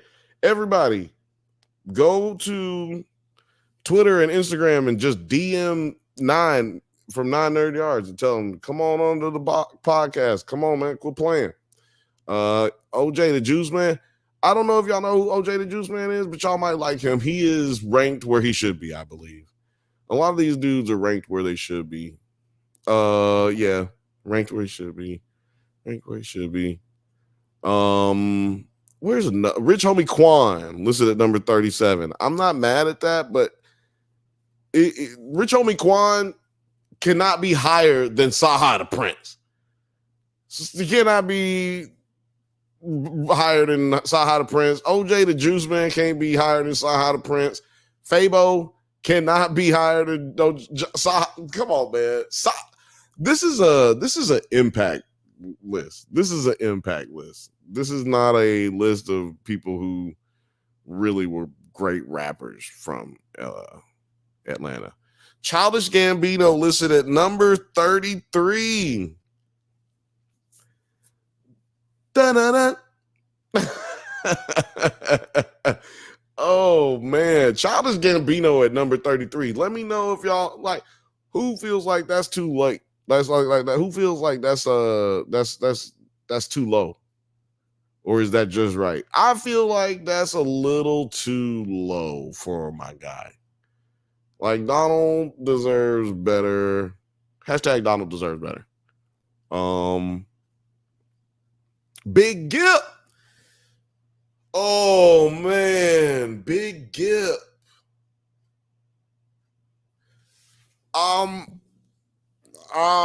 Big Gip. So I would say Gambino should be closer. Yes. See, Lil Frothy says 33 is generous for Gambino. Othelia says, I feel like Gambino should be closer to the top 20 at least. Yeah, I was going to say, I would say Gip is better than Childish, but we should get him into the top, what? We should get him into the top. Let's just say, I would put them 23 and 22-ish. You know what I mean? Like, move them up 10 spaces. That's what I would do. I would move them up 10 spaces. Fifth Bantha says, I hadn't thought about Gip in a long time. Well, punch yourself in the face. Philmate says that Gambino is like 25. I think 25. Okay. You think you putting him at 25. That's cool. Lisa Left Eye Lopez getting put in at 31. I'm not mad at that. I think I think that's a good one for her. Pastor Troy listed at number 30. I'm not mad at Pastor Troy being at 30, but I wouldn't be mad if he was listed at 20 either. You know what I mean? Like, I really like Pastor Troy. But yeah, I don't know, man. He's so lyrical too. Like, just not that big of a rapper outside of Atlanta. But if we're just talking about Atlanta, I think 30 is a good place for him to be. Lil Frothy says, ranking rappers is always so difficult for me because I get confused by the production side. Yeah, the production side. Well, I mean, you know what? Use that as a part of your criteria. Don't ever change up your criteria. If it's what you feel, it's what you feel. Othelia says, I mean, Grip did produce a lot, but making him a solo act is weird. Goody Mob best music was when they were together. Yeah, but okay, so this list is breaking groups up. Yeah, so like it's just basing it on just rappers. So it's not about it. According to them, it wasn't about the impact. It was about their rap, like their criteria of rap, like they bars. That's it, just bars.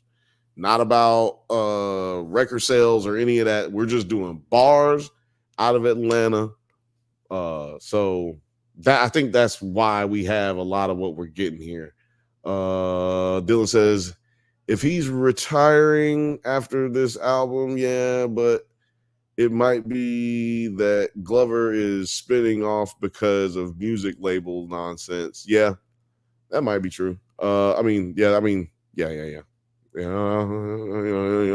Young Dro at 29. Now, I'm not fucking around. Young Dro, he should be up a little higher. I would put him in the top. I would put him in the teens.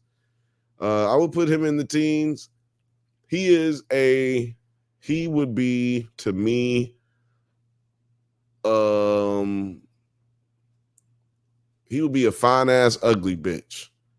But anyway, y'all don't know what that is. There's a fine-ass bitch. There's a fine-ass ugly bitch.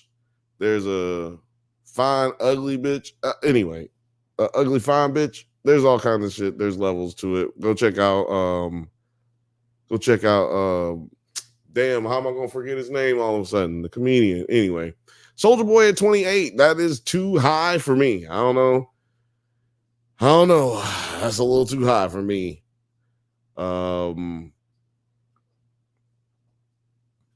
That's just, I don't know. I don't know what to say. I mean, he's he's influential. I'd put him up this high, and maybe even a little higher. But as a rapper, Soulja Boy, I just can't do it for him. Number 27, JID. He is, man, 27. I'm gonna put him at 27. I'm gonna keep him. I think I'm gonna keep him at 27. I like where he's at there. I think that he's got an opportunity to be put into the teens. As he goes on in his career, he should definitely be a little bit higher up. In my opinion, like he's higher up for me as a personal listener, but where he is pretty solid. I'd say. I would say that.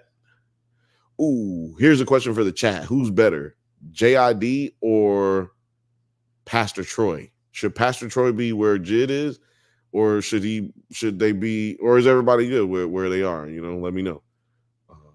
Young Dro, Philmate says Young Dro needs to be 15, 17. I kind of agree with that. Othelia says, man, they did that to split up Big and Dre. just so they could disrespect Big again. Yes, that is a fact. Dylan said, yeah, Othelius, I forgot about that. But yeah, let's keep it down the list. Yeah, let me know though, Pastor Troy and Jid, which one you going with, JID or Pastor Troy? Let me know if you care. Oh man, MC Shy D, he's from New York originally. He was a drug dealer. He's cool. Lotto, I don't listen to Lotto. If y'all listen to Lotto, let me know. Lotto was Lotto was number 25. I don't listen to Lotto, but let me know. Lil Yachty, number 24, Lil Yachty. I'm not really fucking. I don't really. Do y'all fuck with y'all Lil Yachty? Y'all fuck with Lil Yachty? Respect to Troy, but Jid just better. JID just better. Look, I agree, Othelius. I just, my heart, man. My heart. Yeah, Othelius says that Yachty and Lotto too high. Yeah, man, way too high. I don't think that they even old enough to have it that high. And this is really where we're gonna start getting upset, I feel like. According to how the chat's been going, I think this is how we're about to start. I think we're about to start getting disagreements right here, because Waka Flocka Flame is listed at Waka Flocka listed at number 23. Yeah, I don't know, man. Dylan says I have a soft spot for Troy, but JID has the bars. I agree. Yeah, Othela said Yachty is cool but not great. That's kind of how I feel. I don't know. I can't name you a Lil Yachty song. That's not Broccoli with Drum.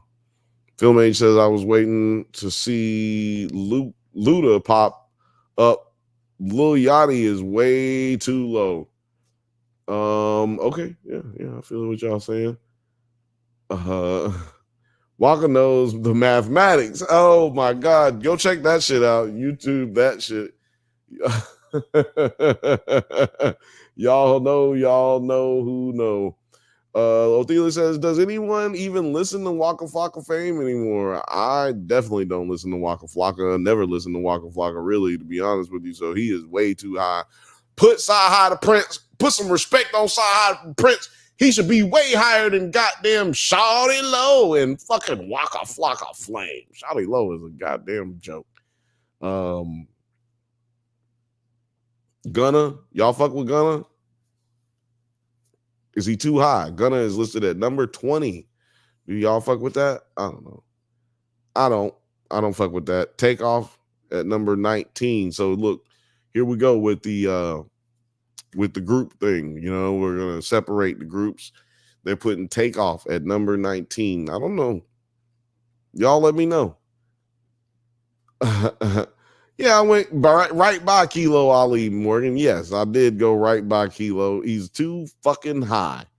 Why is he there? I'm going past niggas that I don't fuck with or don't know.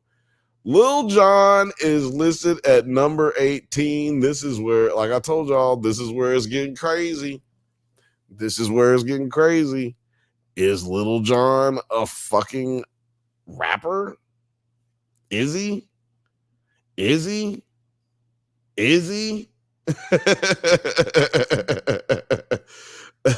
What in the absolute hell, man? What in the absolute hell? He is exactly is Lil Jon a producer? Like, he is not a rapper at all. This is crazy.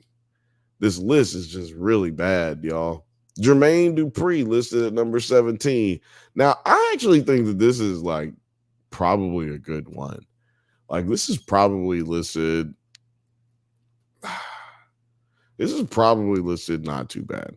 I probably would put him a little bit lower in the 20s, but Jermaine Dupri got mad hits. And he probably, who knows how much of it he wrote, but dude has mad hits. You can't deny it. So let's just Philmate said 18 for Lil Jon. 18. That's wild. He's a hype man. Odelia says that's like Dr. Dre. He raps, but he don't write. Like, yeah. Yeah, definitely a hype man, said Dylan. And Odelia said, nah, this another producer. This dumb as hell. Number 17. Yeah, CeeLo Green coming in at number 16. Now, how do you feel about that? Now, like I said, Dungeon Dragon, Dungeon Family, or whatever, like,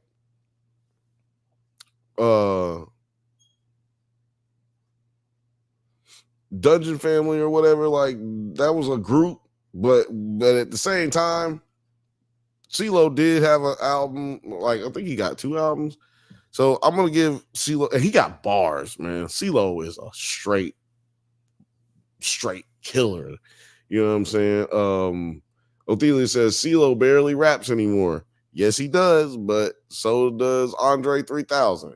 And this is a list of all time, not right now. So we gonna allow CeeLo Green. I'm gonna give him 16 because what we gotta do is we gotta make our own list. Next week we're gonna make our own list. Let me write it down right now because I will forget.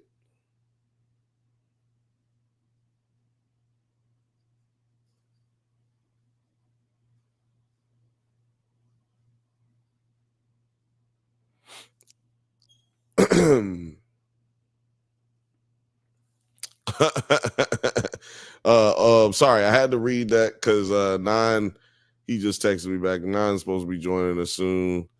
I told y'all to DM him, get the DMing him, get to DMing Nine, get to DMing him. Dylan said, I would like CeeLo. I would like CeeLo though, a community post. I don't know.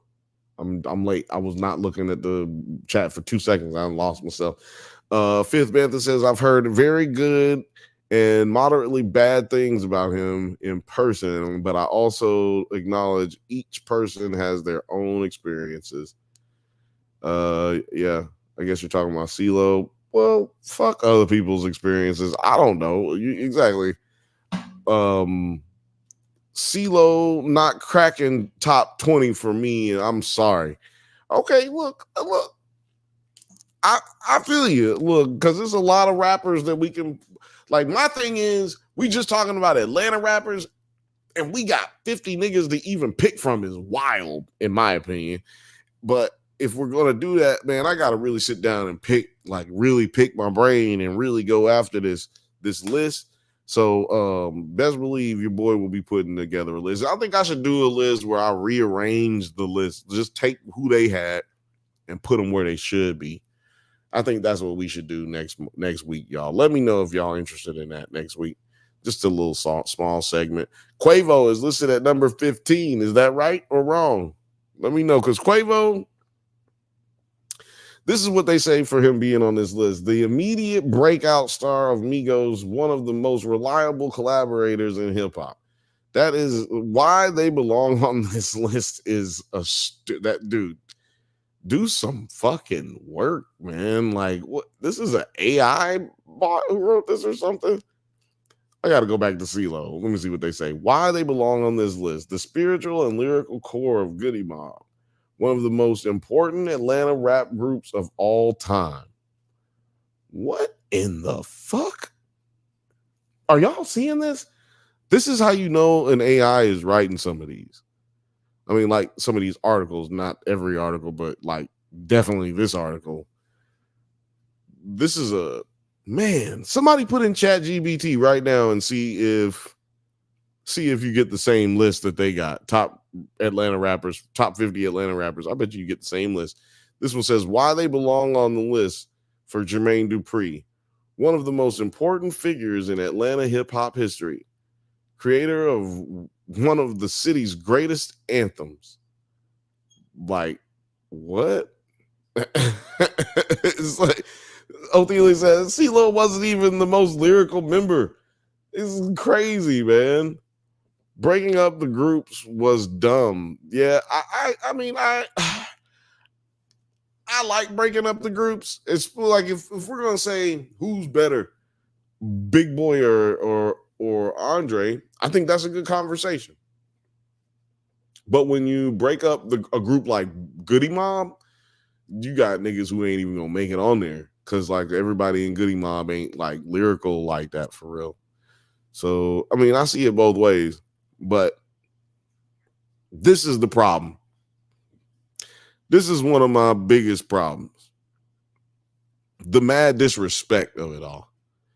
Because like I just named a lot of people. You know what I'm saying? I've named a lot of rappers here. And I'm Killer Mike outside of the top 10 is wild. I mean, that's Killer Mike outside of the top 10 rappers of all time in Atlanta, Georgia is wild. Killer Mike might be one of the top 20 rappers of all time everywhere, period. He might be one of the top 20 of all times. And we talking about how this nigga is, come on, man. We talking about how this nigga is number 14, big dog. Number 14, bro. Number 14, bro. I just don't believe it, man.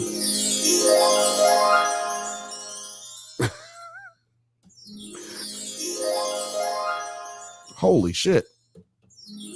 Do y'all hear that? It's somebody knocking on my door.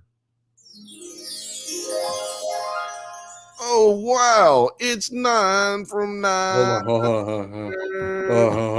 Oh.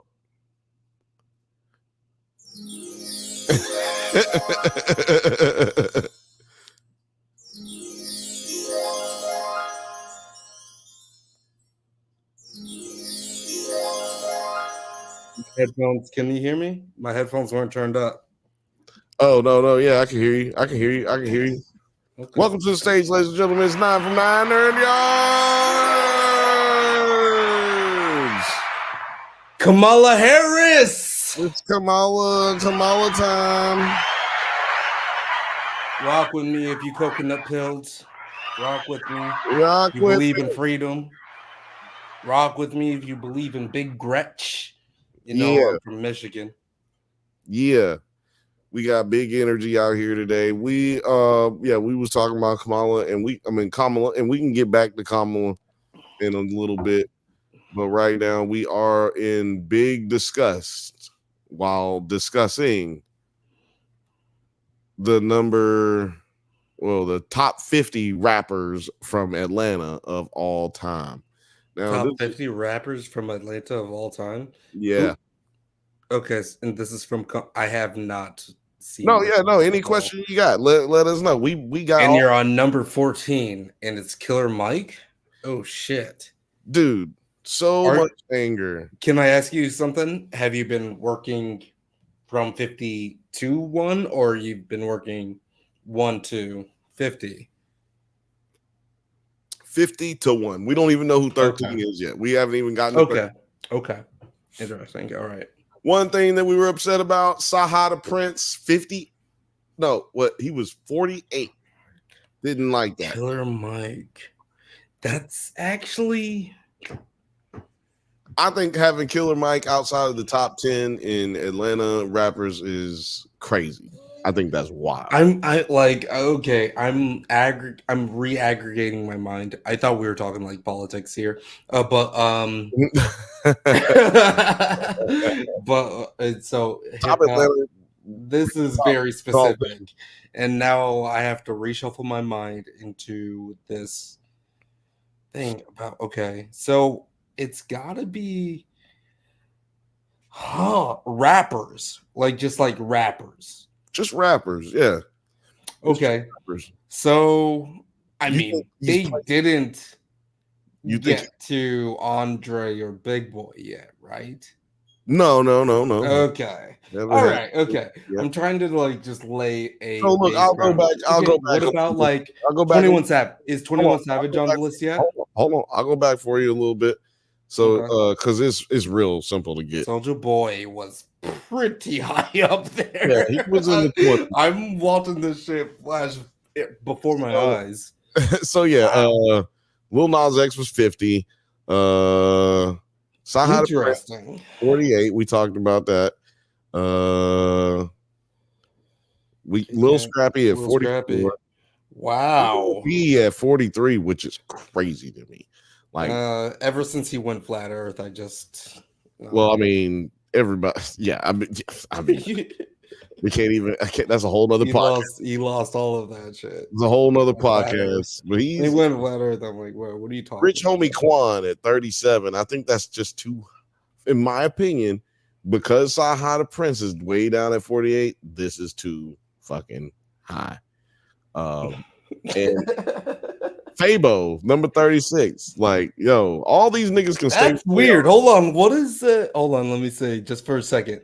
Fabo. Oh, just go down just for a second here. Why they belong on the list? Let me see. Oh, no. That's what I was about to tell you. Legends of ATL hip hop influence that continues to represent in contemporary rap. So let me tell you why that's crazy. Because look at the next one. None of these make sense when you read these. Like, this is clearly written by an AI bot because this one an immaculate run in the mid 2000s with a flow and style that was sneakily influential. He raps like the fucking Migos. What the fuck are you talking about, sneakily? Anyway, Fabo is ridiculous. Diamond 35. We're gonna get to where. Oh yeah, Childish Gambino listed at 33.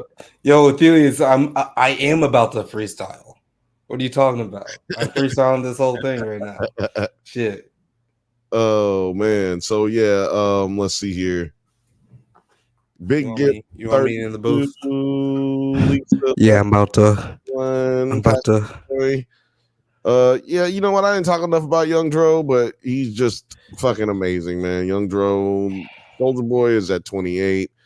JID at 27, way too low for me. I think he belongs in the teens, maybe even just the 20, the higher. Well, so like Little Yachty. Okay. So this is the interesting thing because I ran into this problem at work. When you say way too low, right? Yeah, I said like in my head, I think when you're saying way too low, he should be higher on the list. Right. But you're saying that he should be like up on the list? I'm saying that he should be lower as in like because I'm going down. So he's down on this list technically. So he should be like he should be lower. Teens, right. Yeah, that's what but when you say he's but like I did not know also, that. Like, I was saying that he should be in the low 20s, is what I was saying. So right. Yeah. So the idea is so fucking good. Okay, 23, Waka Flocka Flame. That is kind of surprising because if anyone influenced rap in the 2010s or like in the aughts, I would say in between 28 to 2012, he had the grip. Brick Squad shit, you know what I'm saying? Like that shit was kind of everywhere. Like he had a that's influence dominant run and like actually influenced that's a lot of things. Exactly, and that's what I'm saying. This isn't a list about top rappers, really. This is really an influence question. Like I wish they accompanied this with like a rubric, like an actual rubric of like how they were ranking the shit. Well, it's clearly influence. Shawty Low, like Shawty Low shouldn't even be on this fucking list. Kilo Ali shouldn't even be on this fucking list. Kilo Ali, that's a crazy one to put on. No, 21, bro. Yeah, 21. Gunna is next. Interesting. Okay. Yeah, Gunna is next. Then after that, we got Takeoff, which is where it started pissing Othelius off because they're separating the Goody Mob. They separated Takeoff. So the groups are getting the Migos, they getting separated. The Outkast will be separated. They are on this list. I know who is ranked what on that one. But Lil Jon was disrespectful because that nigga's not a rapper. So that was disrespectful. But shout out That is really interesting. Yeah, to say that like he's a rapper. Yeah, a lot of these people actually. How big of like rappers are they, rather than just like influencers within the rap game of Atlanta, like getting promotions and promoters basically of Atlanta culture. That's actually really interesting. I mean, Lil Jon just had the DNC, whatever. Turned out for what? Yeah, we had Jermaine Dupri at 17, another ridiculous fucking choice. Yeah, a rapper? Is this what this list says? Rappers?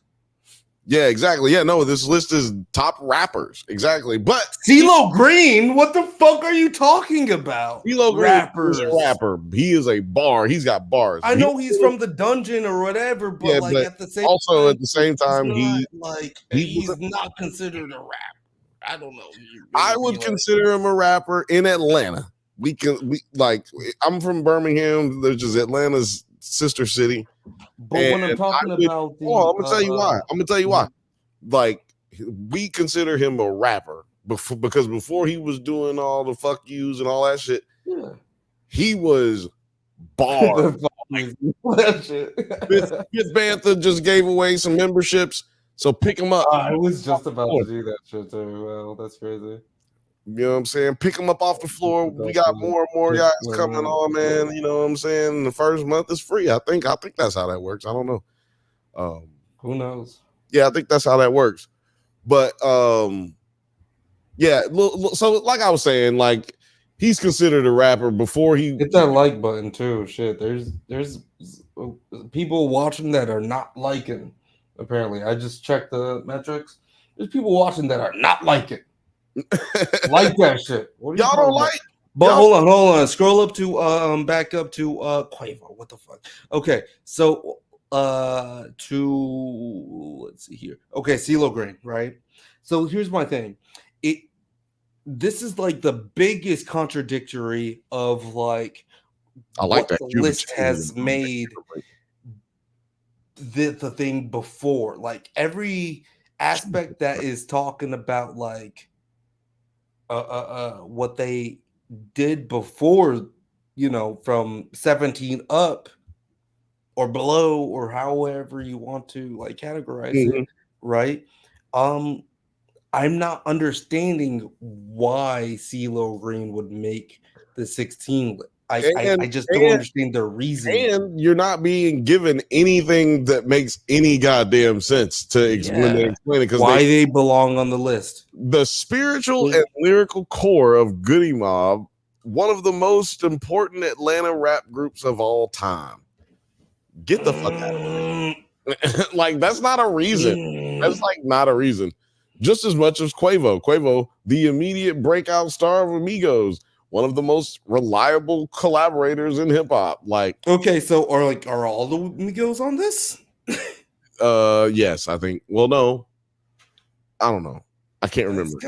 But so okay, now we went to Killer Mike. Hold on. All right. Now with all that context, I'm gonna do ad friendly real quick. What are you talking about? Ad friendly? What now? Oh. I see what you're saying. I was like, what now? What's happening? What? I'm jealous because I don't got nothing to slump over here. And if you haven't noticed that, like all of our some back scene stuff for everybody watching right now, all of our videos when we don't smoke and we don't curse in the like first couple minutes or lives in the first couple minutes, they don't get the yellow. They get the greens, right? And then also when the full poster behind Bill isn't showing, we do not get the yellows. Depends. Crazy. It depends, but let's make sure I've been looking through it and I was like, that YouTube looks at the poster. They do, but they do and they don't. It's a really weird situation. Sometimes it's just there and they don't care. I'll tell you who really cares. Instagram. They kicked us off last week. They were like, you have some fucked up shit showing on your Instagram right now. They took it off. That's a slur, my sir. Okay. All right. So we got Killer Mike. Ultimately said boss. Boss. Because you can't put boss nigger in the chat. So you have to put boss something else. So you gotta put the emojis in there. But yeah, I don't want to get canceled. I don't want to get demonetized any further. Well, probably says boss flamingo. Hold on, let me see here. Right here. Okay, so Offset. Okay. So Offset above Killer Mike. Quavo? But even above Quavo, though, dude, it's kind of like you're just kind of, bro. Okay, I'm not gonna say shit because like I already get too much fucking hate. Bro. I get too many comments every. No, that's what we gotta do out here. That's what we here for. What you gonna say? That's what we here for. I'm gonna tell you like this: ain't no Migos good enough to be in the top 15. Period. Fuck out of here. That's actually like what I should be saying right there. Yeah. Go ahead. Ain't no Migos that should be above Killer Mike. Period. Period. Like Ophelia said, Offset definitely above Quavo. I like that you're back over here, Othelius. You back with us because he wasn't fucking with the group. He ain't fucking with the separation of the group. He was not fucking with that. Okay, so when you say Offset definitely above Quavo, like again, how are you saying this? Like above Quavo, as in he should be ranked higher, or he's saying that he's a better rapper, so therefore he would be lower in the group. I understand what he's saying. He's saying over Offset greater than Quavo. Okay, that's what he's saying. Offset greater than Quavo. Offset, the one key that shows the over the period sign. Yeah, exactly. All right. Math. So I'm going with this is stupid. He should be lower. I mean, like if he's gonna be in the top, like anything, and like in the top 15 or 20, if he's gonna be in that, he should be in the higher teens, numbers wise. See, that's why I'm Playboy Cardi. Interesting. We getting out of here. We're not even gonna talk about that. Should he drop an album though? This nigga should be in the top 30s, maybe 46. Put Saha to Prince where he is, because this nigga should be at 48. Don't know what y'all talking about. Tell me if I'm capped right now. Tell me I'm wrong. Let's see what they say the reason he's in. He's a true evolutionary figure in the Atlanta rap scene and most influential rapper from Atlanta since Young Thug. Nigga, Thug. So Young Thug is going to be pretty low on the list, I don't know, pretty low or high on the list. Yeah, he's going to be pretty low. He's going to be a lesser number. 21 Savage. Okay. 21 Savage is at number 11, that's interesting. Because he's British. I'm gonna put him. He said that nigga British. That nigga is British though. He ain't got the meme of Donald Glover doing the. No, I don't. I need to pull that shit up because you're asking if I got it. Yeah, no, I don't got it.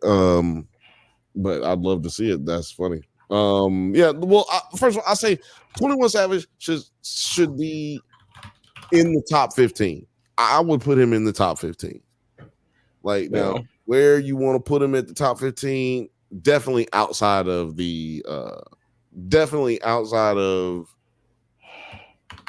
when people thought like the shit was serious. I was like, this can't actually be happening, right? Because what this shit was so. Oh, the meme. I hadn't seen it yet. Ridiculous, right here. This shit. That shit's hilarious. And then like the Stranger Things kid. The music video. When the music video, and then like they did a Dan Lebatard impersonation. I think I remember like texting. It was like, if they release this movie on fucking it was supposed to be released on July 4th or whatever. I was like, this is the thing that we need to cover if it's actually real. Well, because the thing is, it probably was intended to be real, but you know how legal shit goes, man. Both of them are under contract with. I don't even know if this was intended to be real, to be honest, man, because it was pretty crazy. If y'all are rocking with us, I'm gonna buy someone a fucking goddamn. Yeah, I don't know how that shit works, dog. Just once, yeah, I'm just buying someone a membership right here. Your got it. There we are. There you go. Your sugar daddy 9 nerd yards just hooked you up with a fucking membership. Yeah. And what is that? Dylan Smith. Dylan Smith, you are the lucky winner subscriber of. Last week he was trying to get one Monday. I think he couldn't even get it. Oh right, Dylan donated like so much money. Yeah, like we got you on there now, Dylan. You know what I'm saying, bro? Waking up happy when he realizes. That's right. We got, and what does that get you? What does a membership get you, man? It gets you early access to Drunk Bantha's content, Drunk Bantha's channel. You go on there, you're now a user, you're now a motherfucking member. You go on there, you get early content, all the Does It Hold Up episodes, you get them a week early. And everything that we do, you get it early. And you get the interviews early. And then you get personalized, well, not personalized, but personally made for just y'all. Shit. Yo, Dylan is out here. He said, fuck y'all. Fuck, I'm out here. What you mean? What you mean, cuz? I'm out here. The fuck? Hi, bro. You won the jackpot. You got it. That's what's up. We started doing he started doing movie reviews just for that. So you're gonna get like right now is what Cuckoo, that movie Cuckoo that came out. He's gonna do a Long Legs one, I think, and he's got more content coming out. So yeah, it's gonna be just now. That stuff's just for members. And we're having a team meeting for Nerds at Night. Here, let me we're having a team meeting for Nerds at Night that is going to be talking about how we're going to structure the membership program for for On Being, because we just got the privilege of like having memberships, and I'm gonna like pledge right now that I will make sure that everybody watching right now will get that membership. If it's Film Age, if it's Dylan, if it's Bantha, Althelius, of course, is going to get it. Anybody who's been participating in the chat and like putting their influence on, Lil Frothy, of course, obviously. Anybody who wants it, I'm going to be handing them out. Shout out to Talking Turd. Yeah. He ain't here tonight. I hadn't seen Talking Turd at least, but shout out to y'all all getting y'all day ones. You know what I'm saying? We're gonna make sure y'all get it. You know what I'm saying? There's a lot of members who have never commented. Like the other day, you super chatted some what did you gave out some yeah, and this is like a bunch of people that like, but anyway, they still get to join into the madness. Exactly, Banthaness. I'm only I love that. There's people who are watching even right this very second and ain't commenting, and I just want to say we love y'all too. Just so you know, it ain't nothing against you, but we gonna make sure that those who speak out get fed first. Yeah. But yeah, absolutely. Okay, so back to this list right here. So 21 Savage at 11. We're getting down to the wire. Yeah, number 10 is Lil Baby. Now, you know what? I'm not a big Lil Baby fan. Now, I'm older than y'all. So I don't, he's never touched. I was gonna say he's never touched me. But he has good. Good. Yeah, he has never touched me also, but also I just never fucked with him like that ever. Yeah. So like there's only two people that ever wanted, like when I was just like listening to them, I was like, oh, I need a gun. and that's T.I. And it's also actually 3 people, Gunna and Lil Baby. I was like, oh yeah, I'm gonna get a fucking gun. I still don't have a gun, just to be clear. But at the same time, Lil Baby has touched me with the reinforcement of like, damn, I'm listening to his music and I just feel like hardcore as fuck, and I'm like, I'm gonna fucking get a gun. Okay, let me ask the chat real quick because I've been doing. But I have a red lightsaber, so whatever. Because before you jumped on, I've been doing this because I've been relying on them, leaning on them. Let me ask y'all, man. Lil Baby, is this a hot take that I'm about to make? I think Lil Baby is an R&B singer. I don't think that Lil Baby is a rapper. I just feel like he an R&B singer. Somebody tell me I'm wrong, please. I think that the nigga is a motherfucking R&B singer, dog. He ain't never rapped without auto-tune. This nigga just, he sing everything. Like, I think the nigga a singer. Like, he low-key wanted to be a singer and he just can't sing. So, but then auto-tune came out and he was just like, dog, I always had it in me. Like, it was always in my soul to like sing. And now I can just get these raps off, you know what I'm saying? And get these sing. I can sing a little bit. I don't know. I might be wrong. Othelia said I'm wrong. He said he is not an R&B singer. He sounds like an R&B singer to me. No, this is the R&B thing right here. Here, I'm gonna add it right here. I'm gonna only play this trend there. That shit goes crazy. Like his switch up in his flow is so good. That shit right there, nigga. That's that R&B shit, nigga. I'm trying to like, yeah, it does sound like singing a little bit, but then he just lifts it up and then he like levels it out, and I like it so much. I'm not hating. I'm just talking about this list that we talking about. This top 10. That nigga R&B singer. It is no, like I think we've already, like, as soon as I jumped on, I was like, this list is fucking wild.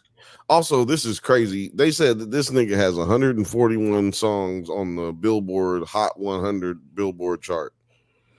So first of all, that was written by a fucking bot. Who the fuck would say Billboard Hot 100 Billboard chart? Who would say Billboard twice in a sentence to describe the same? Yeah. Who would use the same noun twice in one sentence? That does sound AIE. Yeah, AIE. They're not even using ChatGPT. AIE. Them niggas using the free version of some fucking bullshit AI app. Like they wrote that from a Cybertruck. Yeah, exactly. Dude, what? They wrote this in their Cybertruck while it was charging. Oh man. But at the same time, like, it's really hard. Like, I don't know. Like, if you challenged us to like make a top 50 list of, I mean, Atlanta rappers, that's going to be so hard for me to know. Oh no, we're doing it. Piss anybody else. We're going to do it next week. And I made a list of because I turned 30 and I was like, top 30 albums for a baby born in 94, right? Right. And I was too embarrassed to drop it. What? I was like, I don't know if I should do this. You should definitely do it. Just because it's like, okay, this is very my own opinion. In like, well, now the pressure off of you, and because it's no longer your birthday. I remember asking the chat like for recommendations, and I was just like, oh, we gave you a fuck ton of chat. We gave you a fuck ton. You better put so many people. We gave you too much work for you. Yeah, we did too much work for you not to put it out. I turned 30 in July, though. So I know what I'm saying. That's enough time to separate it from it. Maybe I'll drop it. Maybe I'll drop it, man. And you know what? At the very least, look at a little Frothy. She said embarrassed. Yeah, embarrassed. Yo, listen, little Frothy, you've been the one that has been embarrassing me. Like, She's been the one like that's been coming at like. Oh, hey Nine, do you even know this song? Actually, yeah. You were can the you one, listen to this song? You tried to get him. You tried to get him in Chicago. You're facts. Yo, Lil Frothy, you're my biggest bully. Come on now. Yeah. I hate bullies. You know what, bro? You gotta quit. You bullying him while bullying him. You bullying him while talking about how you bully him. She said embarrassed. But yeah, I mean, and funny enough, T.I. is in my top 10 albums. In my top 10 albums. In your albums, your birthday albums. Yeah, my birthday album. So so the rules are it can't be a album that was released pre 1994 or whatever. Okay. So T.I. is one of the ones saying he's singing a little bit, yeah. Dylan with a super chat. Thank you, bro. Appreciate you, dog. For real. Goddamn. The list is but I'll buy AI. yo, he's AIE. Wait, I said I super wait. What? Oh, I said I super chatted regardless if I can find the men. So I owe y'all this, man. Hey, man, you don't owe us anything, bro. Let me tell you something. You paid for this whole production for like a couple weeks. At least for the next month, I think you paid for this whole production. All I would say is just like, if you're going to donate the $10, then like might as well just like make it a gift, because that way, we just gift it out to more people that are part of the drunk Bantha, the Bantha gang, spreading the love.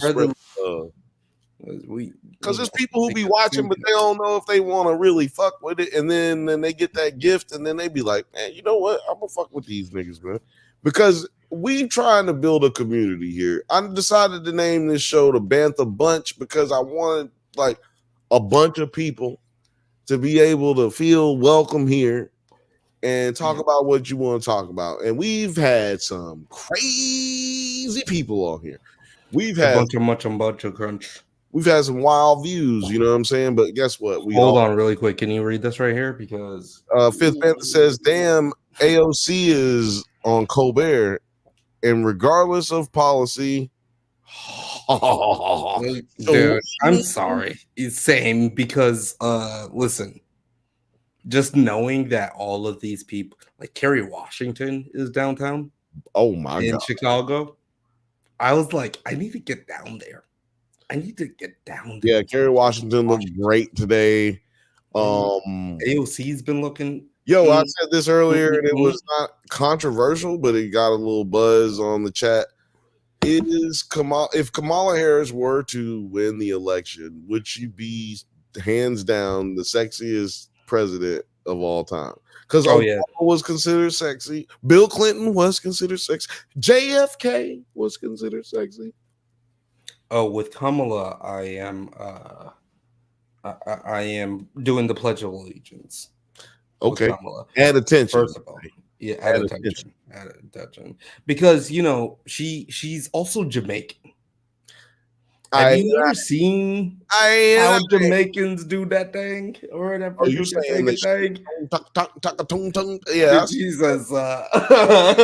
Hey, you seen them Indian weddings too, though. You seen them Indian weddings. I'm just saying, all her blood got a bop to it. That's all I'm saying. All of her bloodline got a bop to it. If I have a wedding, I want to still do the little Indian shit. I'm like, yo, can we have a traditional wedding still? Yeah, I was just at the bar, and when Kamala Harris came on, we were like,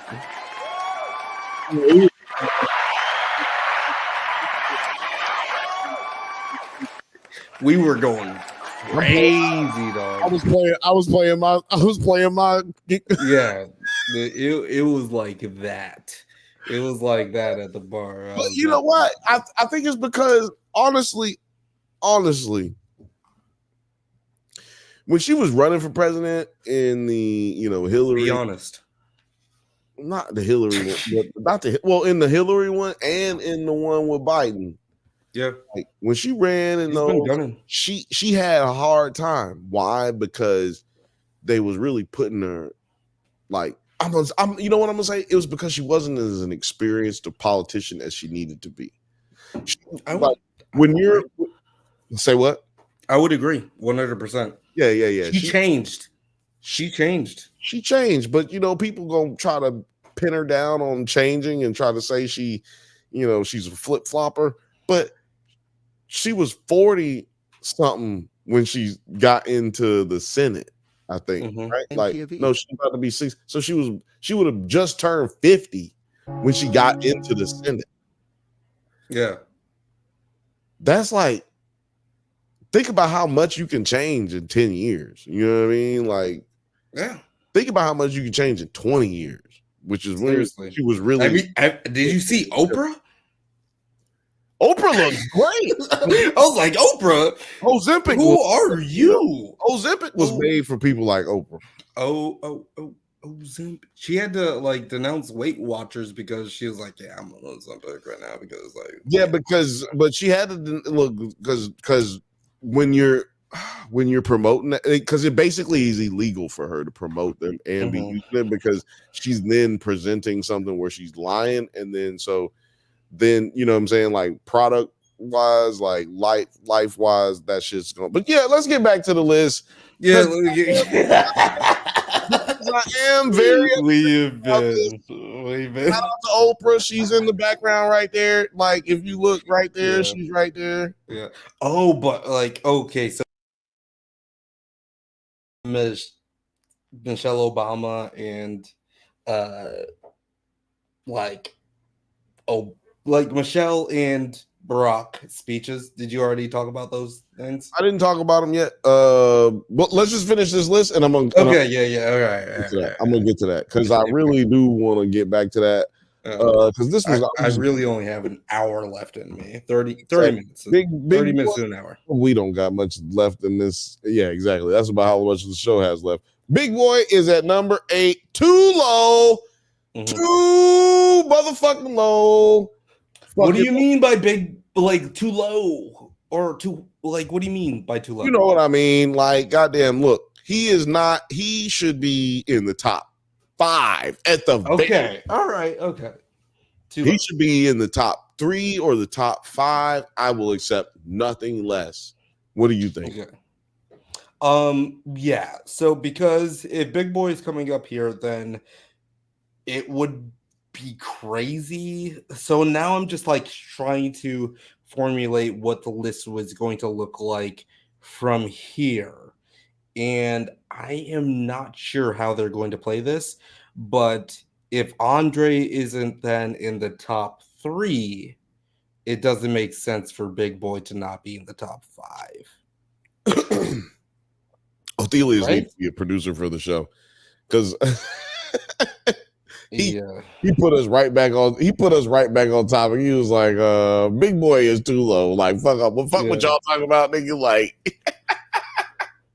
I'm sorry, when it comes to lists like this, when it's like countdowns, I just don't know what people mean when they say low or high. I understand what you're saying. It's like living it's like having your house built in an area where it's just a complete circle. The street, your house is just in the middle of the circle. Okay.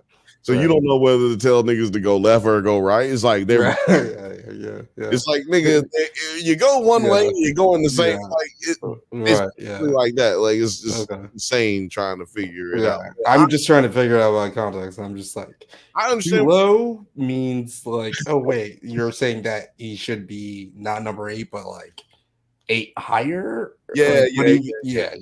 He should be like because it's because of it's 2 things: a list, and then there's a ranking system. So if you're ranking, then you're higher. If you're lower, you're list. It's the same thing with dates with me too, because it's like, oh, we need to push this date up before this weekend. Push the date up or push it back. When they say push it back, I'm like, okay, so does that mean Can you just give me the date, please? I don't know anyone who talks like this. We're gonna push it back a week from today. Okay. All right. So because I'm late by a week. Now, Ludacris at number 7. Fucking mad. I was mad. Why? Why are you mad? All right, look, this is what I would do. Let me just give you my top 5 without no. Okay, he belongs in the top 10 though, right?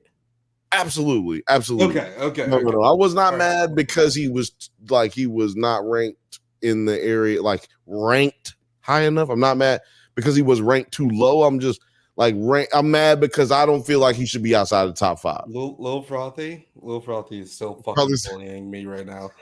She's bullying me right now.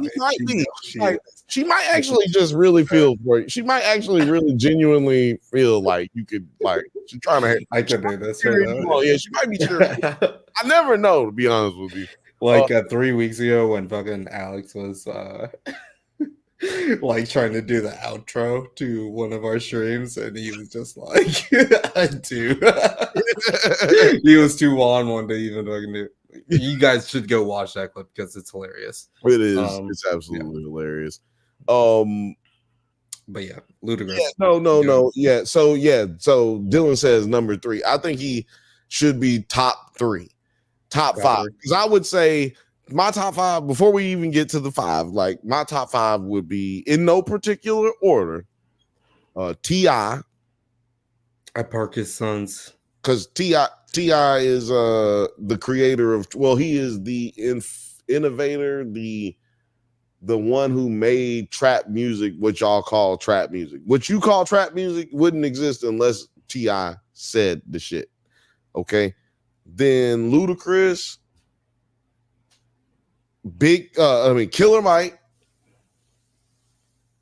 Big Boy, and Andre 3000. That's my top 5. And like I said, that's not in any particular order. It's just that's my top 5. Gucci must be. Yeah, we haven't seen Gucci in this. Oh, you know what? Did we see Gucci in the list? Not yet. Let me see. Okay. I kind of like Young Thug. Interesting. Hold on. Where was Gunna? Gunna was down at 20. Gunna was 20. Can you scroll up? I just want to, just for comparison. I'm pretty positive Gunna was around 20. He was exactly 20. Exactly 20. Okay. Interesting. Exactly 20. Oh, you talking about because he snitched on him or allegedly snitched on him? It's like a thing. It's a thing. Yeah, I don't know. It's data. It's data. We have not talked about this on the news here on this channel, but he is single-handedly the most entertaining court case that has ever happened. Hold on. What does Thug stand for? Put it in the comments. Do you know what it stands for? What was it? It was What does Thug stand for? Oh, I forgot, man. What does Thug say? Hey, this nigga says some what does it stand for?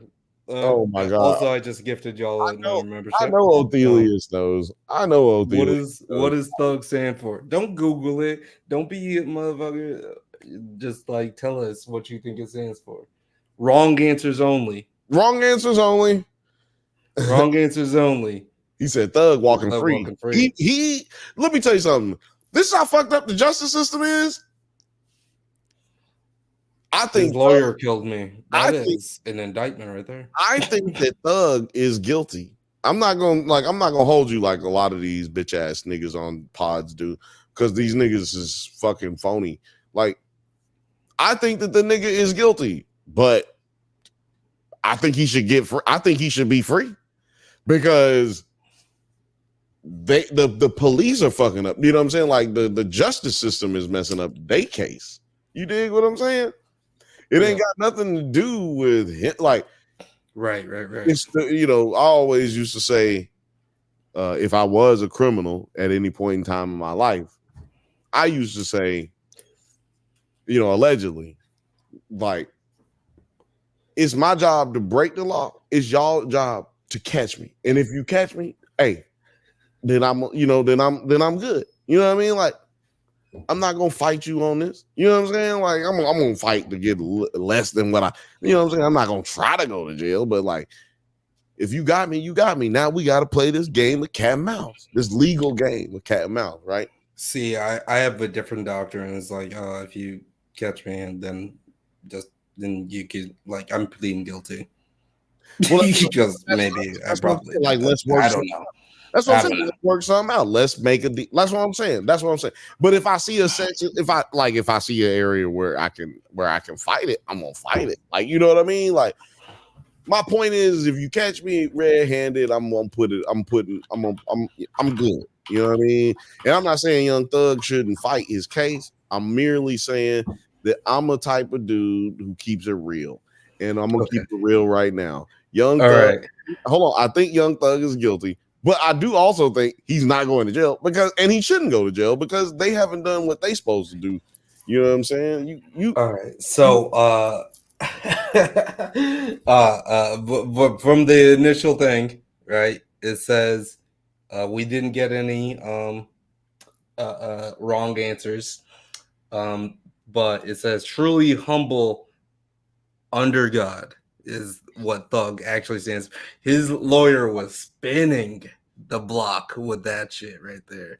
That was hilarious. And then, not to mention all of the judge would call secret meetings that he wasn't supposed to call, and then Thug got niggas bringing him drugs in the goddamn courtroom. Like, nigga, it is wild. Like, he got baby mamas going to fucking getting indictments because they coming in trying to bring him drugs and shit. Shout out to Young Thug, man. I hope you get out only because you like they fucking trying to play them games that they play, and they shouldn't be allowed to just play games. Number 5, Young Jeezy. Now, let me just clarify. I love Young Jeezy, and I know I just gave y'all my top 5.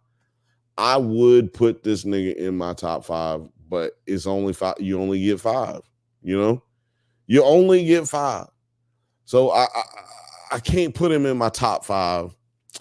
Like I said, I got T.I.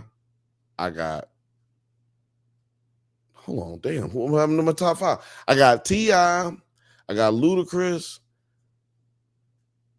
I got Killer Mike. Or maybe, did I put Jeezy in my top 5? I think I did put Jeezy in my top 5. Alex. Oh, he probably asleep. I think I did put Jeezy in my top 5. Is T.I. This is now, by the way, for those who are just joining, this is top Atlanta rappers. Now, don't get it twisted. I'm not picking like every rapper in the world. I'm talking about T.I., Ludacris, Jeezy. He's the original Cole World. Hold on, you was here when I said 5, my top 5. Did I not put Jeezy in there? I wouldn't be able to call it. Man, I gotta go back. I can't call it. Yeah, my bad, man. Y'all let me know. Did I put Jeezy in the comments? In the comments, let me know. Did I put Jeezy in there, or did I Gucci over T.I.? Gucci over T.I. for you. Okay, so I understand that. I understand that. Gucci, man. Let me tell y'all, man. Like, really, on God, I don't fuck with Gucci because Gucci is not from Atlanta. Gucci Mane is from Birmingham, Alabama. Gucci Mane is from Bessemer, Alabama. Just so y'all know, that nigga is not from Atlanta, which be pissing me off when niggas say he's from Atlanta. Like, he grew up in Birmingham. And I know people, well, he moved to Atlanta at this time. That nigga basically moved to Atlanta as an adult, nigga. And I don't really fuck with that shit. Like, I don't really fuck with that shit. That shit's fake. And go look it up. The nigga got shot in Birmingham, Alabama. Oh, no, he didn't get shot. He killed a nigga in Birmingham because I'm pretty sure it was in Birmingham. Yeah. Shot a nigga in Birmingham because a nigga tried to rob him in Birmingham, in the mall in Birmingham, Central Plaza Mall, if I'm not mistaken. Yeah. So yeah, I don't Gucci. And as an Atlanta rapper, I do not fuck with Gucci because he's not from Atlanta. They had Young Dro on this list too, right? Yeah, Young Dro was at number 38 or 28. Which it's going down. Too low for me. I would have had Young Dro up maybe higher. At the Mall. It's going down, yes, of course. But like, yeah, when I feel that's, no, you saying Young Jock? That's Young Jock. Young Jock, actually, yeah, was Young Jock on this list? Young Jock was not on this list, but Young Dro was on this list. Young Dro was on the list, yeah. Man, I'm gonna have to listen to Young Dro after this because yeah. Carbon 15s in this bitch, nigga. Drug. Nigga, I'm hyped in a motherfucker thinking about Atlanta rappers right now. Hold on. I feel like Lil Frothy's about to blaze me on that shit too. That's crazy. Who's next? Oh man, this next one. Gucci Mane at number 4. What's really crazy is that these two had big time beef. And I'm gonna tell you, half of the beef is that this nigga right here ain't from Atlanta, and that's on God. Like, that's half the beef. You know what I mean? Like, you shouldn't be able to come in. Donald Glover on this list? Yeah, number 33. Okay, interesting. Is Paperboy on this list? No, I'm just kidding. No. Paperboy is number 1. No, I'm just.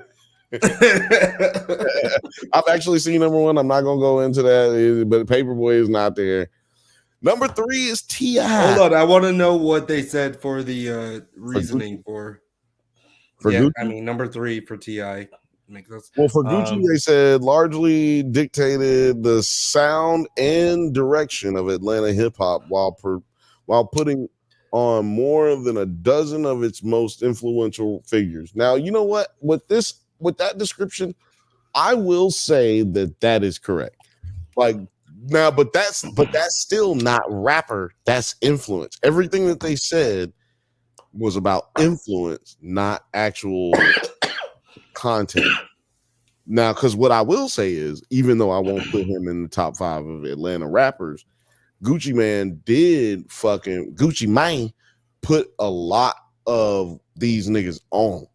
You know what I mean? He took a lot of dudes out of the trap and put them on the track, and it changed lives of a lot of people, and it created the sound. Like, there is no Migos without Gucci. So let's just. I would say so, yeah. Like that's. I would say like with Gucci and Waka though, there's no Migos. Yeah, no, he put him on. Waka was Gucci's manager. He was Gucci's bodyguard. Gucci and Waka, like I think they are the reason why even the Migos exist. So that's why I was like, well, not Waka. It's not Waka. I mean, like Waka is a vehicle. Like Waka, he's a vehicle. He's the medium. He was not even a vehicle. He was what do you call it? A vessel. Waka was a vessel. He was like that's the same thing as a vehicle. Because like a vehicle insinuates, because it's the positive and the negative connotation. Like it's the like magnets. Exactly. Like I can say awesome, but you would think that I'm saying something's positive. You would take that as positive, but I could say it was an awesome meteor getting ready to hit. Yeah, like it's like literally just awesome. Like it inspires awe. Right. Exactly. So that's why I wouldn't use. Okay.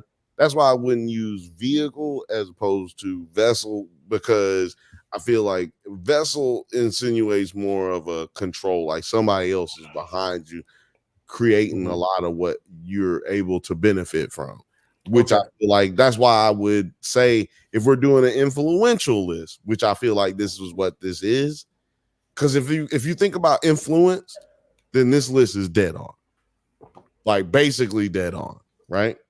But if you think about just rapping, it's a little askew, and those two things are going to overlap mostly because what? Because if you're a great rapper, you're probably very influential, right? So, and the better you are as a rapper, the more influential you are. T.I. literally created the term rap music. and he created he created the style. Hip hop, Southern hip hop had no genres other than just being Southern. He created a genre for Southern hip hop because now I feel like he proliferated into like even Texas like hip hop too. No, yeah, he was with T.I. Well, that's what I'm saying is it was always just Southern until he came out. Everything was just Southern rap. Fucking like for everybody outside of the South, it was just Southern. You got goddamn, I ain't trying to go through all the rappers, but he was the one that said, okay, I make trap music. I feel you on that. And then everybody else, it distinguished himself from everything else, because Southern rappers was just Southern rappers at the time. Indeed. So yeah, but my friend actually just recently she texted me and she was like, "You have no idea who just came into the restaurant," and I just smoked a blunt with. Talking about today? Just like a couple of weeks ago. Last week actually. Wow. Yeah, while I'm looking at it right now, it said here. They said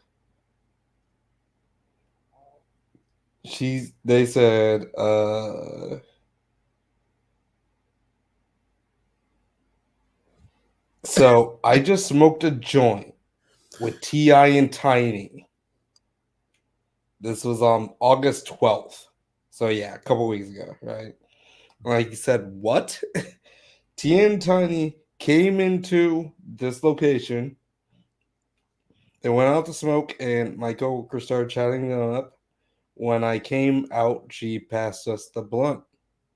Hey, and they just smoked with T.I. and Tiny, and I was like, "Oh shit!" I felt like that when I one of the dopest things that's ever happened to me, celebrity wise, is I was like hanging out with Earl Sweatshirt, and him and his girl. I was hanging out with him and his girl, and we was sitting outside of the bar, like they was outside smoking. Yeah. Earl was sitting on his dreads. They were smoking cigarettes. They were smoking cigarettes. So they're outside smoking cigarettes, standing up. We're all standing up. And I walk out there and I just rolled a blunt. And then like mad niggas was asking him to smoke with them and all this shit. And I ain't asking him shit. I was just like chilling. And I'm just sitting there smoking. Like I know him, but I don't know him like that, especially at that time. And the nigga was like telling everybody else, no, I don't want to hit it. But then I was like, you want to hit it? He was like, yeah, I'll take that shit. And I was like, hell yeah, this nigga took my blunt. Fuck you, nigga, and fuck you, and fuck you, nigga. Like, but hey, you want to come hit it?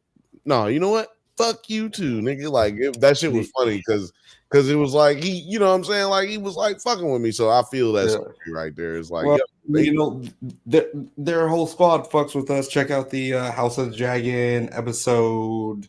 Which episode did we do with Taco? Was it 3 or 4?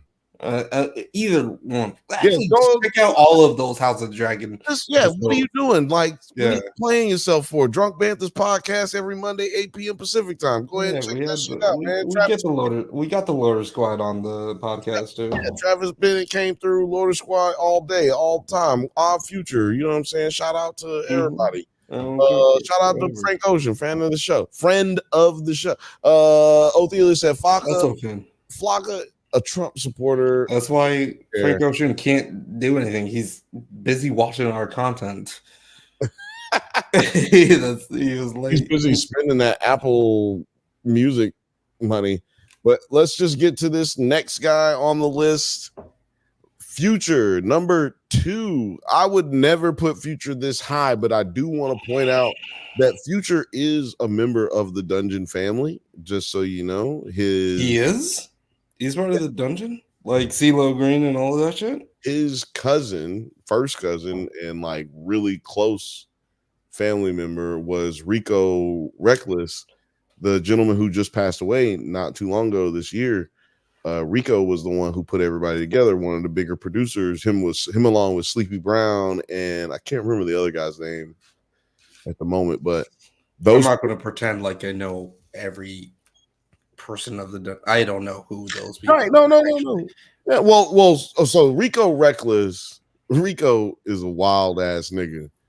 So, but yeah, he basically gave you all of these niggas. It was his mama's house with the basement.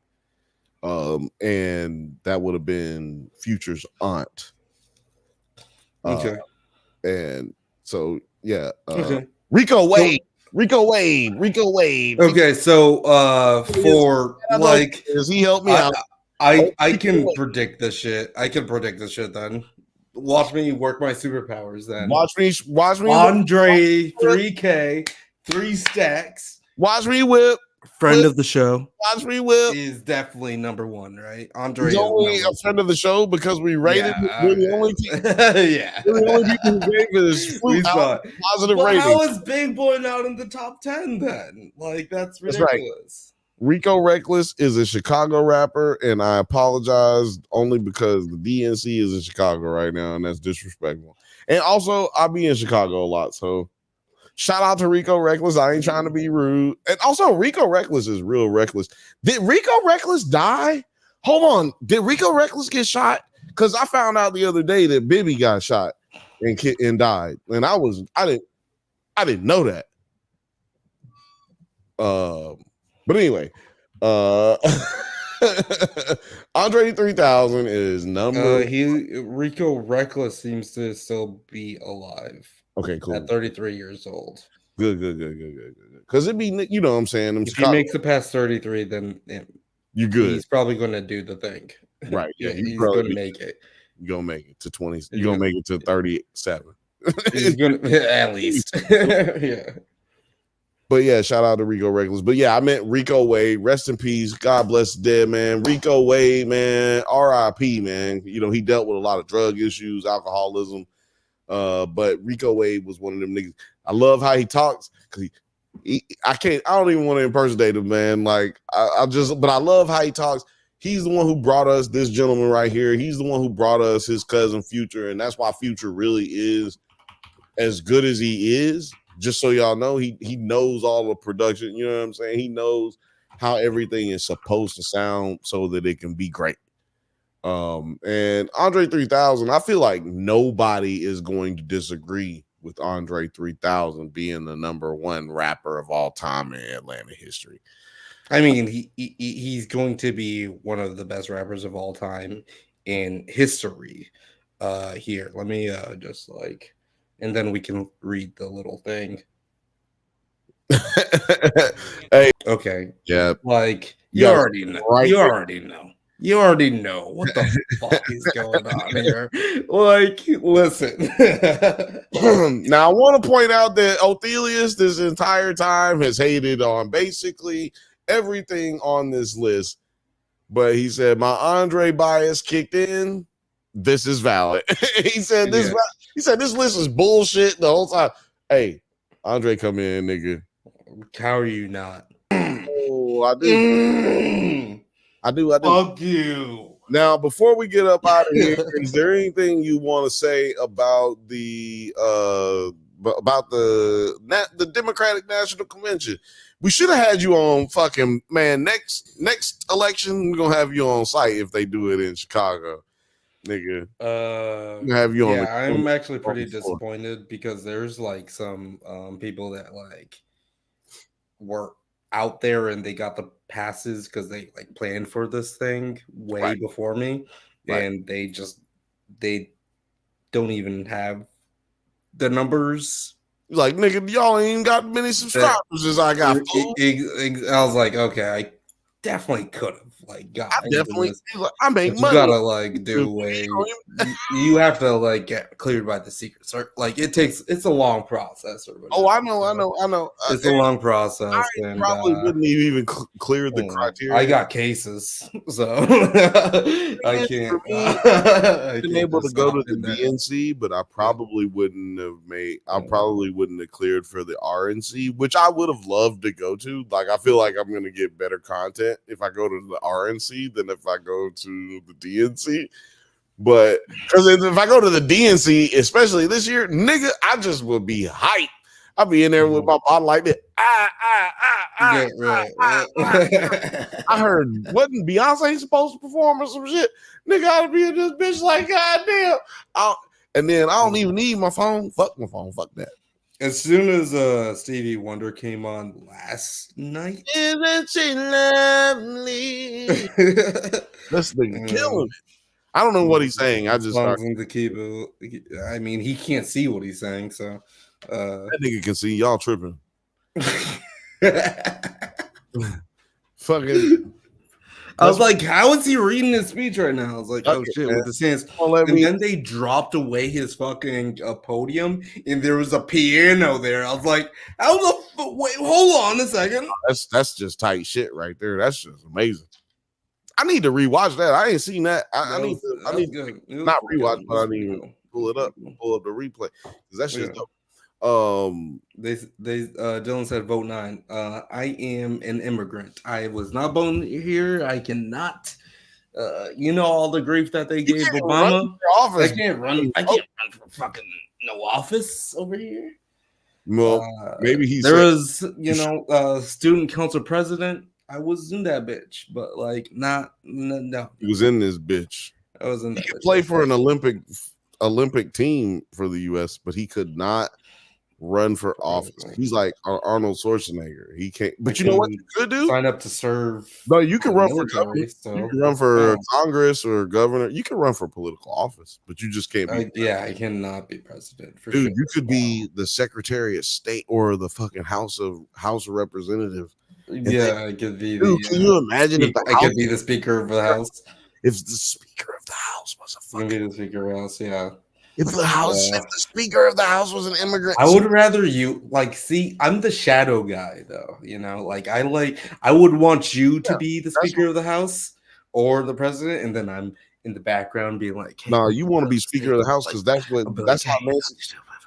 Be like, hey, what's it? Hey, Bill. No, you should tell him that. Every day on Friday, we should get free ad. Announce that everybody gets a dick sucked on Fridays. No. I whispered it. I did not say that. No, I said I want to announce. Yeah. No. See, the thing is, you want to be the person in the shadows. You want to be the Speaker of the House because, like, that's how Nancy Pelosi got Biden to get down off. Exactly. I want to be Nancy Pelosi. I want to be Nancy Pelosi. In the background, like, yo, son. But then that's crazy because then it's like. I kind of want to pipe Nancy Pelosi. Like, you know what? No, yeah, Nancy Pelosi was hot back in the day. I don't know. I don't understand how she's bullshitting. Nancy Pelosi now, I am not smashing because he's too. I don't want to hurt nobody. I don't want to hurt. I can't do that. But I mean, I would. But back in the day, like 20 years ago, live and recorded. 20 years ago, nigga, 20 years ago. Okay. You know, that's all I'm saying. That's all I can say. Only 20 years. 20 years ago, she was still very old. 20 years ago, she was in her 50s. 60s. No, she's like 70 something. So 20. Hold on. How old is Nancy Pelosi right now? Might be 70. Let us know in the chat. How old is Nancy Pelosi? Might be 82, actually. She might be 82. Nancy Pelosi age. Oh, dude. 20 years ago, she was in her goddamn 60s. She was 84, yeah, 84. She's 84 right now. She's older than Trump. She's older than Biden. Type in Kamala Harris. Dude, she is very Type in Kamala Harris right now. Put the age, put in Kamala Harris age. Because you're going to see right.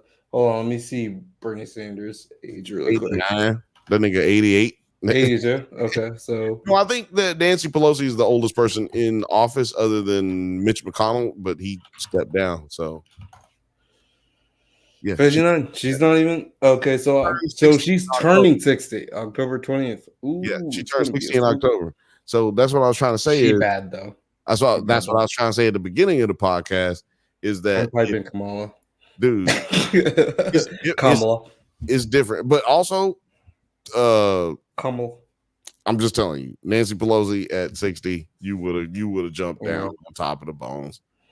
But then Joe Biden's 81. It's really interesting because I was like, dude, what's happening to these guys? Because Bill Clinton, he was speaking and he was kind of, I was like, he's the same age as Trump, but like Trump is still I feel like Bill Clinton has been doing too much whoring and boozing the last whatever. What it is Donald Trump. I talked about this last week. There are two different types of insanity that old people go through.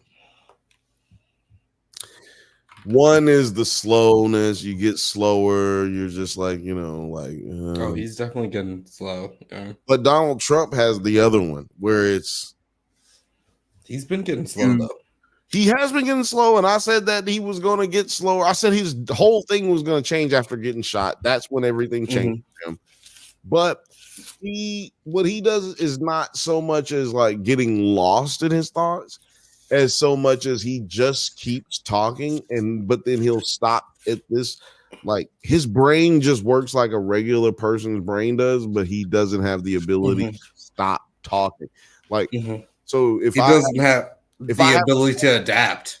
If I have a thought about something while I'm talking, I can keep persevering through my original thought, like that I'm actually voicing, and then come back to that thought that I had while I was talking. Donald Trump has no ability to do that at this point in his age, because what he'll do is he'll be talking to you, then he'll move to a different topic as he's thinking about it, then move. He used to have the ability to come back to the original topic while doing that.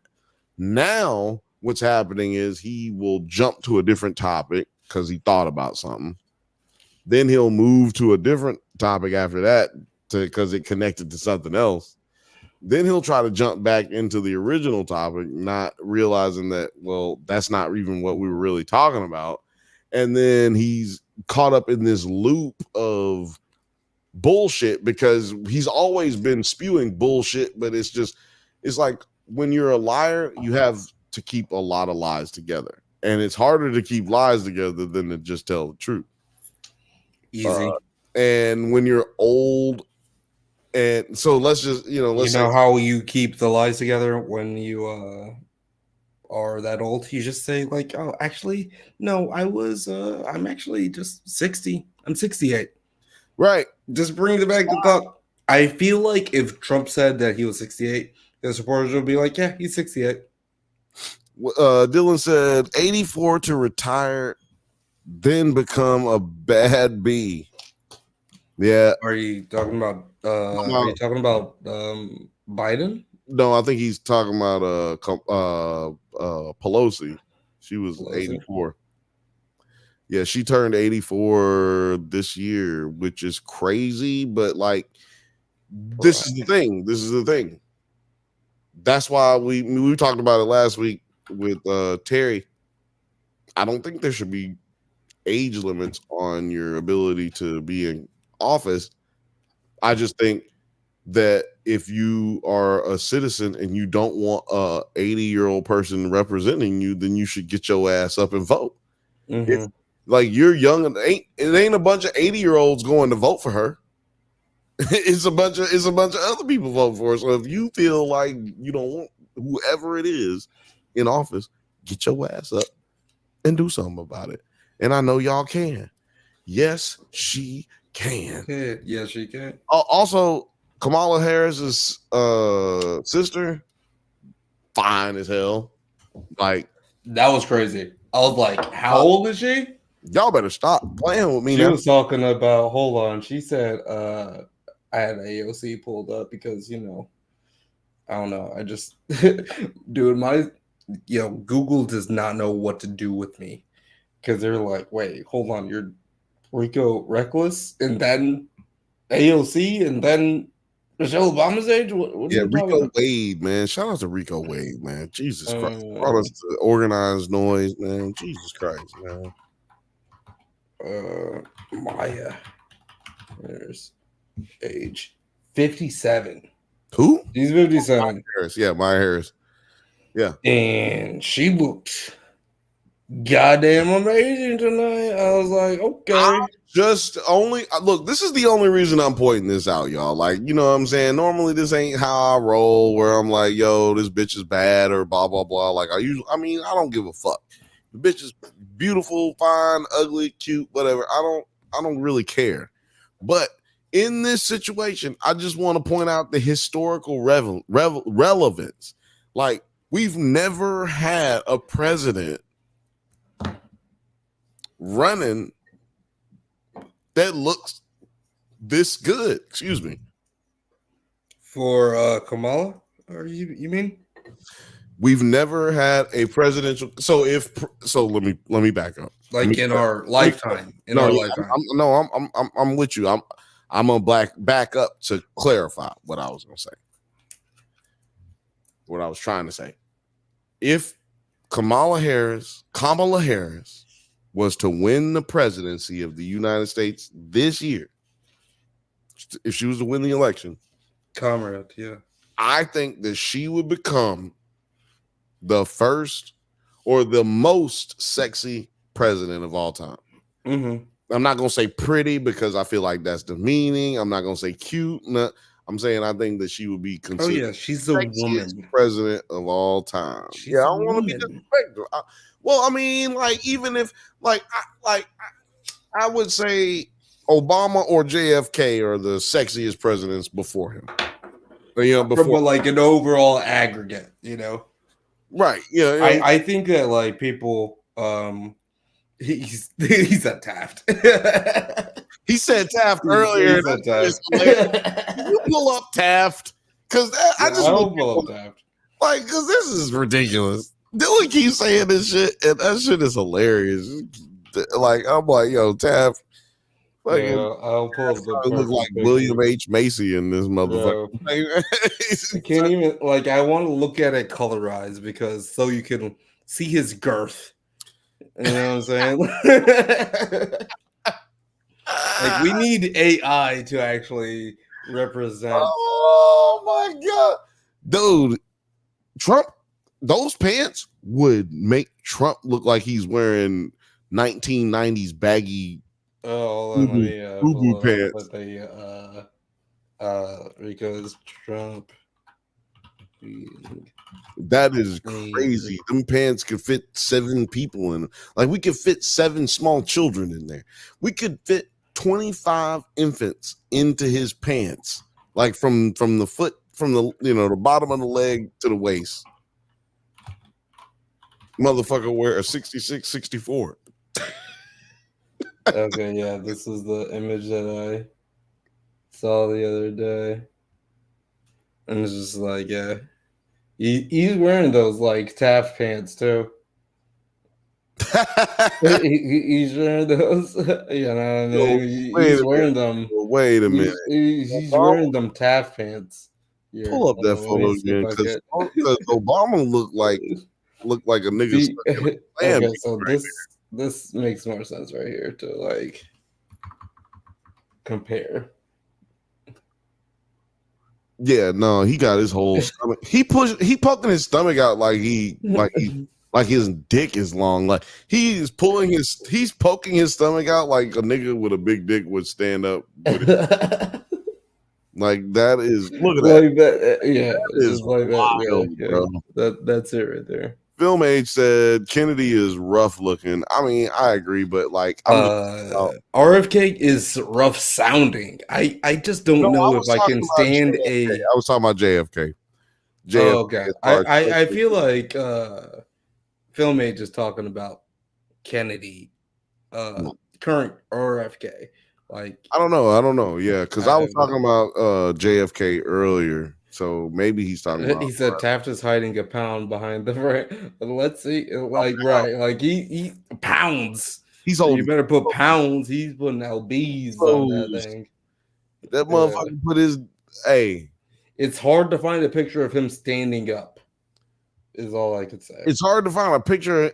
Where's the young picture? Can you find a like young Taft picture? Like he's always looked like this. Look at that. God, I don't think pictures were that one right there off to the right. That one off to the right. That's crazy. Right here? One that's the main one. That's wild, son.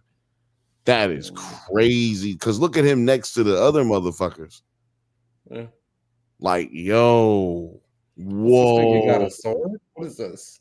I bet I don't know. You know what? I was gonna say a billy club, but like I don't know what the hell that is. But I will tell you this much right now. William Taft will whoop your motherfucking ass. That nigga get his hands on you. That big ass nigga get his hands on you. What's his height? We gotta look at. Yeah, we gotta figure out the dimensions of this large motherfucker because he could be 5'2". So, and that would make and weight. Let's see here. He was 6 foot tall, so yeah, 243 pounds. I think I could take him. 243 pounds. I think I could take Taft. I fuck his ass up because he's way heavier than 43 pounds. I could over on him. You know what I mean? I'm gonna tell you right now, man. That motherfucker that we just saw a picture of, he is way heavier than two. Right? Yeah. That's a fact. I'm 5'9". I'm 5'9". Myself 9. Me as 9. I am 5'9". And that hat is not going to protect him because he's going to lift that shit up to protect him. I'm gonna. He's behind me. As he's throwing that punch, he's gonna be like, oh shit. It's gonna be some Naruto shit where I just appear behind him. These nut.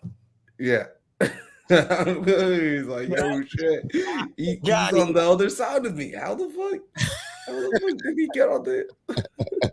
He gonna call the police though. He gonna be like, what you wanna do? No, because he's gonna be like, you didn't see that coming?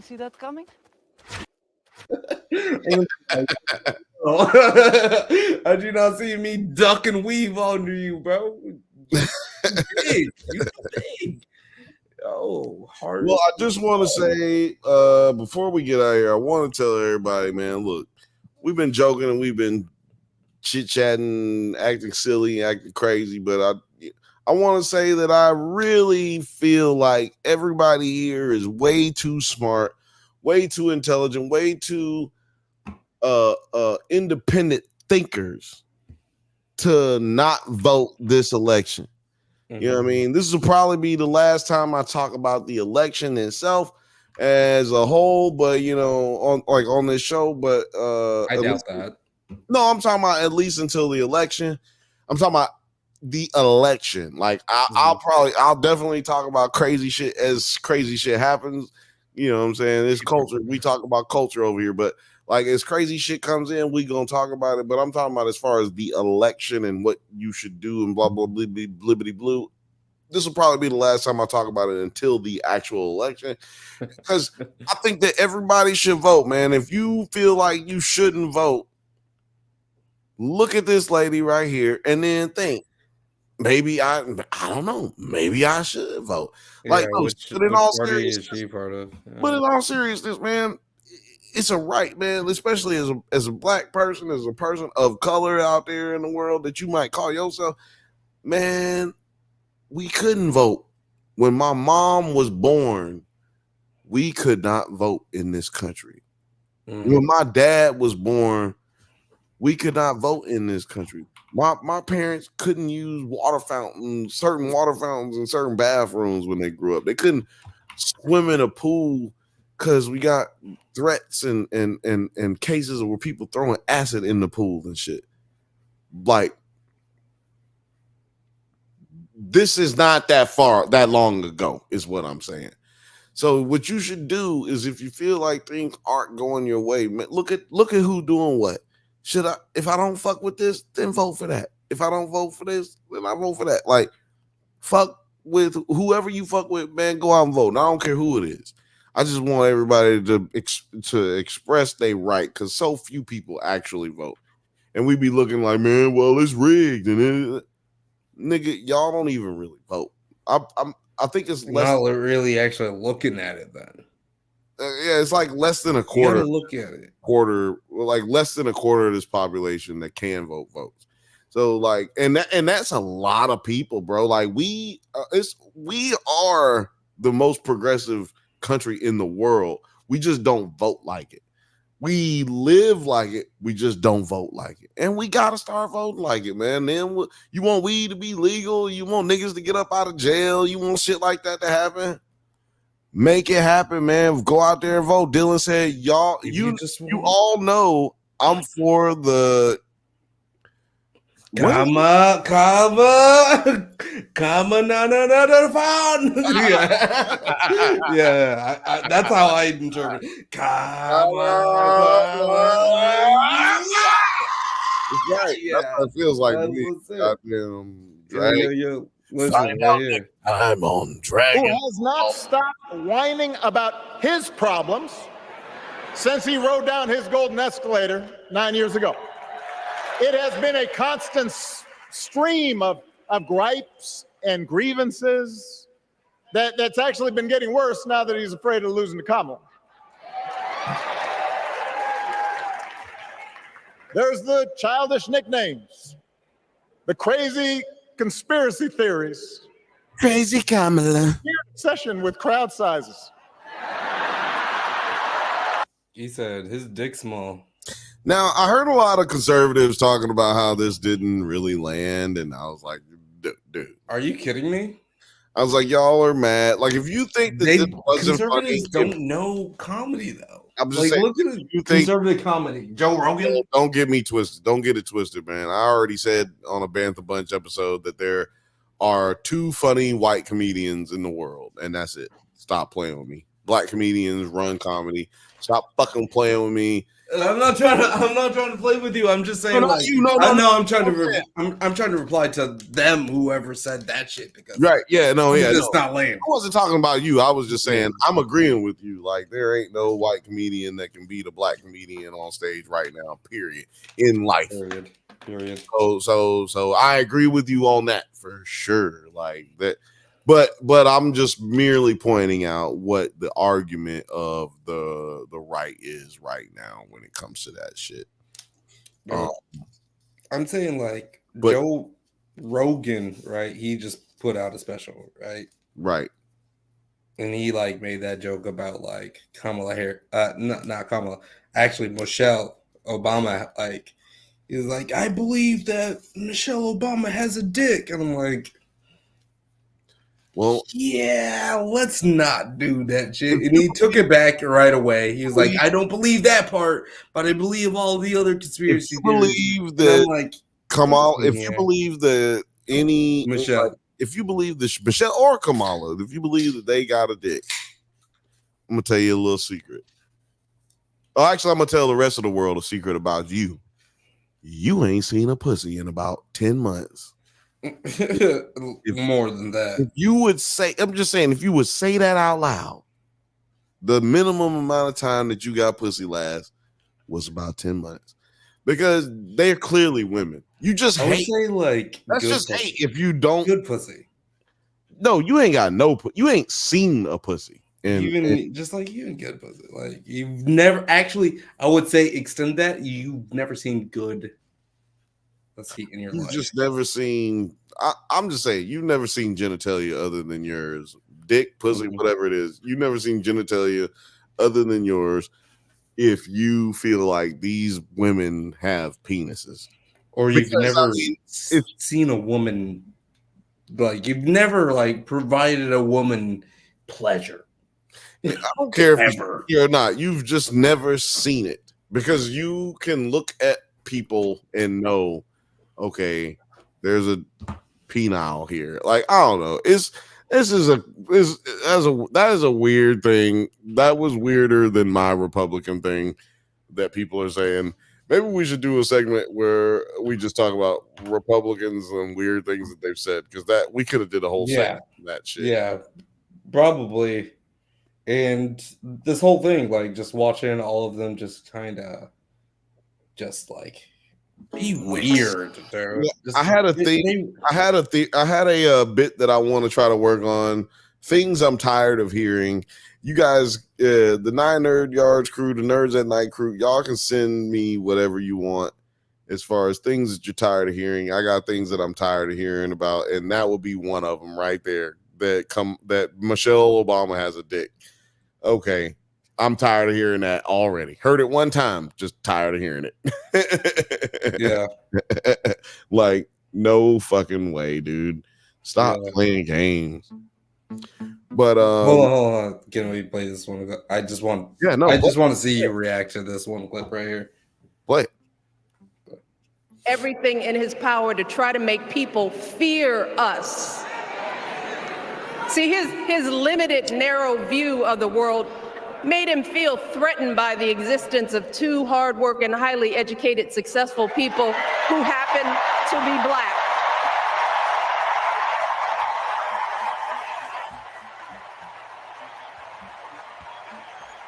Let's go. Let's go. Yeah, you know what I'm talking about. Let's go. It just happened to be Black. A pause. Pause for applause. I want to know who's going to tell him that the job he's currently seeking might just be one of those Black jobs. Hello.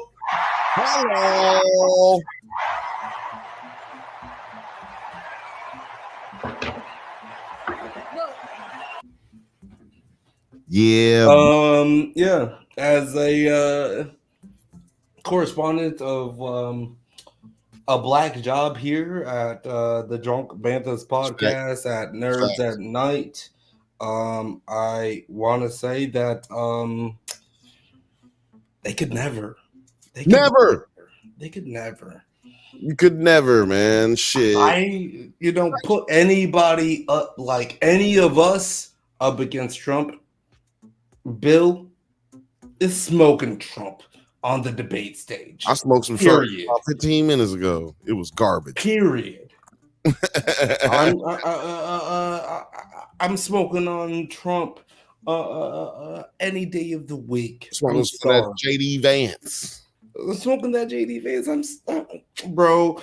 If he's fucking couches, I'm gonna fuck that couch better.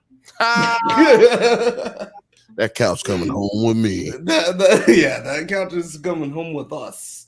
Listen, we got that. We got these Black jobs all lined up right here, and I think that we are proud to be coconut pilled, Kamala pilled, and coconuts in Barbados, fool. Coconuts on Barbados. Yeah, so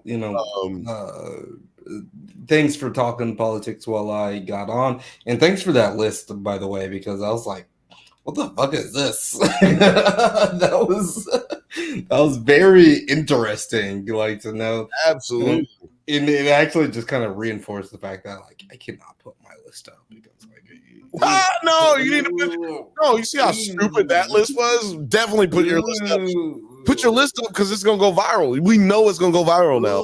That complex list, come on, bro. We can do way better. Like, it doesn't matter. It doesn't matter if it's better. Actually, it just matters. It's actually the worse that it is, the better it is for the viralness of it. Because that's the only reason we ended up talking about this list. You know what I'm saying? Like, shout out to everybody who has watched today. 9, where can the people who have watched and fucked with us all night, where can they find you? I mean, you can find me right here on the Drunk Banthas podcast that is hosted on the Drunk Banthas channel on YouTube, and also on Nerds at Night, a slight subsidiary and sandbox of the 9 Nerd Yards channel, which I am, I kind of do. And I've been working on some pretty cool videos that I'm gonna drop for you guys by very cool, like, very soon. It's gonna be cool. It's gonna be very cool. It's a black job. And I'm going to be making sure that it's fire for all of you guys. And if you're trying to find me next week, can't. I'll be in Mexico. Oh, you want to tell everybody where you're gonna be at? No. I definitely don't want to tell anybody I'm going to be at the next guy. For sure. Oh man, that's just funny. Look, actually, you can follow the post of where I'm going to be at when I'm there on maybe TikTok or the Twitter or the 900 Yards Instagram.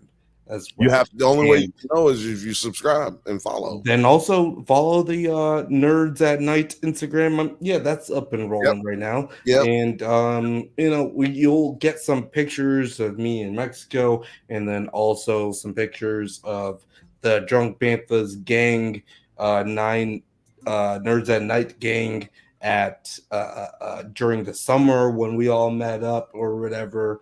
And if you want to live vicariously through that, then you're about to try to find me in my bed, but probably shouldn't do that either because you won't like me when I'm sleepy. Yeah, unless you got double D's and you're ready to go all night. No waking me up in the middle of the night. No. Shout out to all the cups. Shout out to all the cup sizes out there in the world. Ain't nobody mad at any of the cup sizes. Don't want to disrespect nobody.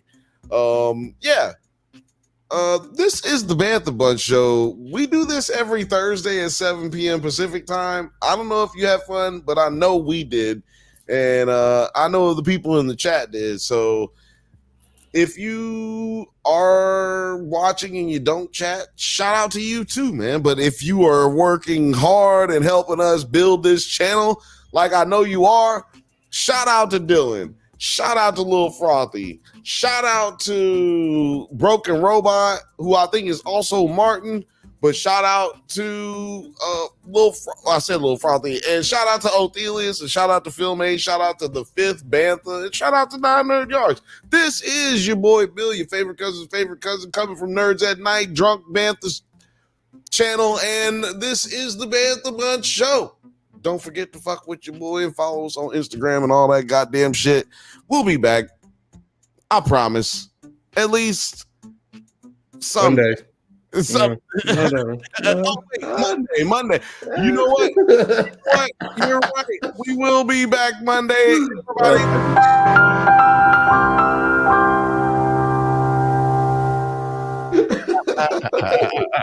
We will be back on Monday, man. I fuck with all y'all. Get the fuck out of here.